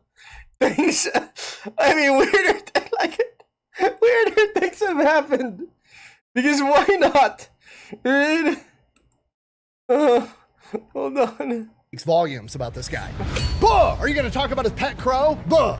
God, fine. Okay, look, Colonel Sanders has plenty of character flaws. However, there's a multiple humongous myths on the internet that he was like a prolific racist, ranging from he was a member of the KKK, which is not true, to he stole the secret blend of herbs and spices from his house servant when he was a child, which also isn't true. The dude grew up extremely poor. He didn't have servants in his house in the 1800s. And then there's the myth that he had a pet crow in his original restaurant, and the pet crow's name was Jim. Get it? Jim Crow in the South in the 1950s. No, that never happened. I have searched and scoured. There is no historical evidence to actually prove this. There's just a bunch of blog posts dating back to the early 2000s that insinuate this shit. That's where it all started from. I'm 99% sure. If on the off chance you have some historical evidence, let me know in the comments down below. I'll pin the comment if I'm wrong, but I highly doubt it. Colonel Sanders, deeply flawed, cheats on his wife, anger issues, not some crazy prolific racist, however. But that's not going to stop karma from coming from him. So his restaurant and motel both burned down to the ground. He's into gun violence, but that doesn't automatically make him racist. All right. Colonel Sanders, not taking no for an answer, rebuilds the restaurant, rebuilds the motel. Shortly after that, it burns down to the ground again.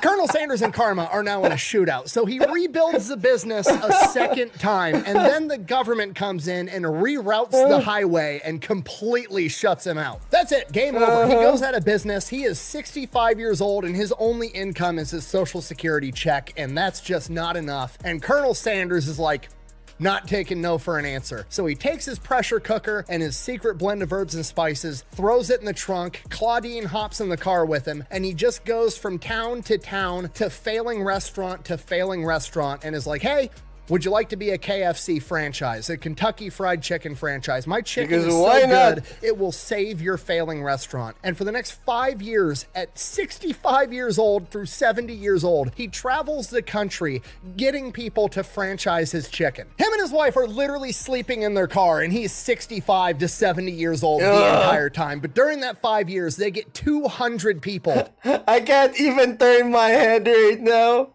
I move like Ryan Keaton's Batman. Pain. To franchise their chicken. 3 years after that, he's up to 600. Other things that happened during this time period. Him and Claudine go out to breakfast one morning at a diner while they're on the road trying to get chicken franchises, and he orders some eggs. The eggs roll up. They're not cooked right. He sends the eggs back. The chef says the eggs are cooked right and sends them back to him. So more gun violence Colonel happens? Sanders then proceeds to pick up the eggs, get out of the booth, walk into the diner's kitchen, and throw the eggs at the chef, at which point the chef rushes him with a kitchen knife, and Colonel Sanders, at the age of somewhere between 65 and 70, fends him off with a bar stool. Medulla oblongata. Another thing that happens during this time period is he's going to all these failing restaurants, and essentially they're just buying the chicken. They're not officially becoming KFCs yet. It's still mom and pop's diner, but they also sell Kentucky KFC, Fried Chicken there. And some of these restaurants are still failing, despite the fact they're now serving Kentucky Fried Chicken. So he hires a guy to help these restaurants out, to go in there and show them how to run a restaurant up to the Colonel's standard to help these businesses thrive. So that guy goes in there, fixes a bunch of KFCs, makes some profitable businesses. Colonel Sanders pays him a bunch of money. He turns around and uses that money to start his own chain of restaurants selling burgers, and that guy's name was Dave Thomas, and he named his burger chain after his daughter, Wendy. Oh. Damn.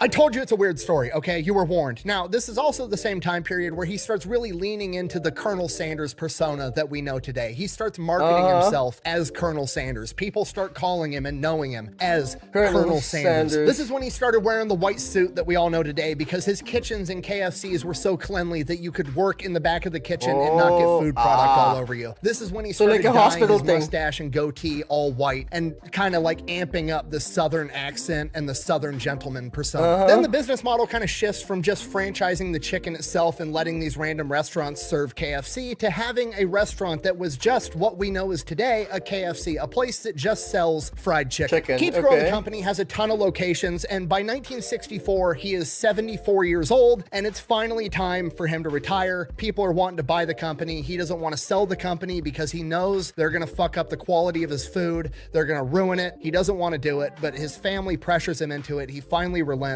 and sells KFC for $2 million plus a deal to be a lifelong brand ambassador for $40,000 to $80,000 per year. Shortly after he sells the company goes public. As soon as they go public, now the company is more concerned about making a return investment for their shareholders than they are about putting out quality food. So they go in and just completely ruin the quality, just like he was concerned with. They quit using the pressure cookers and start using deep fryers. They go away from his original recipe and add extra crispy, which he was furious about and said was nothing more than a fried dough ball on top of a piece of chicken. And then this final straw was when they changed the recipe to his gravy. So we have that product today, which is just bad, at least in my opinion. Was absolutely furious. He went inside of a KFC, tasted this gravy for the first time, threw it on the floor, and said it was nothing more than wallpaper paste. They just mixed tap water and a bunch of starch together and called it gravy. Yeah. I'm really sorry. Yeah. I'm really sorry too. Colonel Sanders then proceeds to spend the rest of his life until he's 90 years old talking so much shit about KFC ruining his recipe. I wouldn't be surprised. I mean, that's his thing, gun violence. They had to sue him to get him to stop. He was a royal pain in the ass for KFC until he passed away from pneumonia at the age of 90. And that is the story of Colonel Sanders. Yes, he was real. Yes, all of that is true. Is he a good role model? Probably not, really. But you have to admire his ability to push through adversity and not take no for an answer. Thank you for watching. Best way to support the channel is go buy some merch. Heard the Some man! Echelon. Go check out Like and Pepperbox. subscribe! Links for all those are over at thefatelectrician.com. Quack bang out. Hold up, there's more. This started as a KFC video. It just turned into the Colonel Sanders video. Yeah, yes it did. All right, you heard the man. Ooh, Sriracha video. That's for next time. Bye! Alright, you guys, that's all that my neck can take right now. I really need to lie down. I'll see you all on Friday, okay? Again, like it if you do. Subscribe.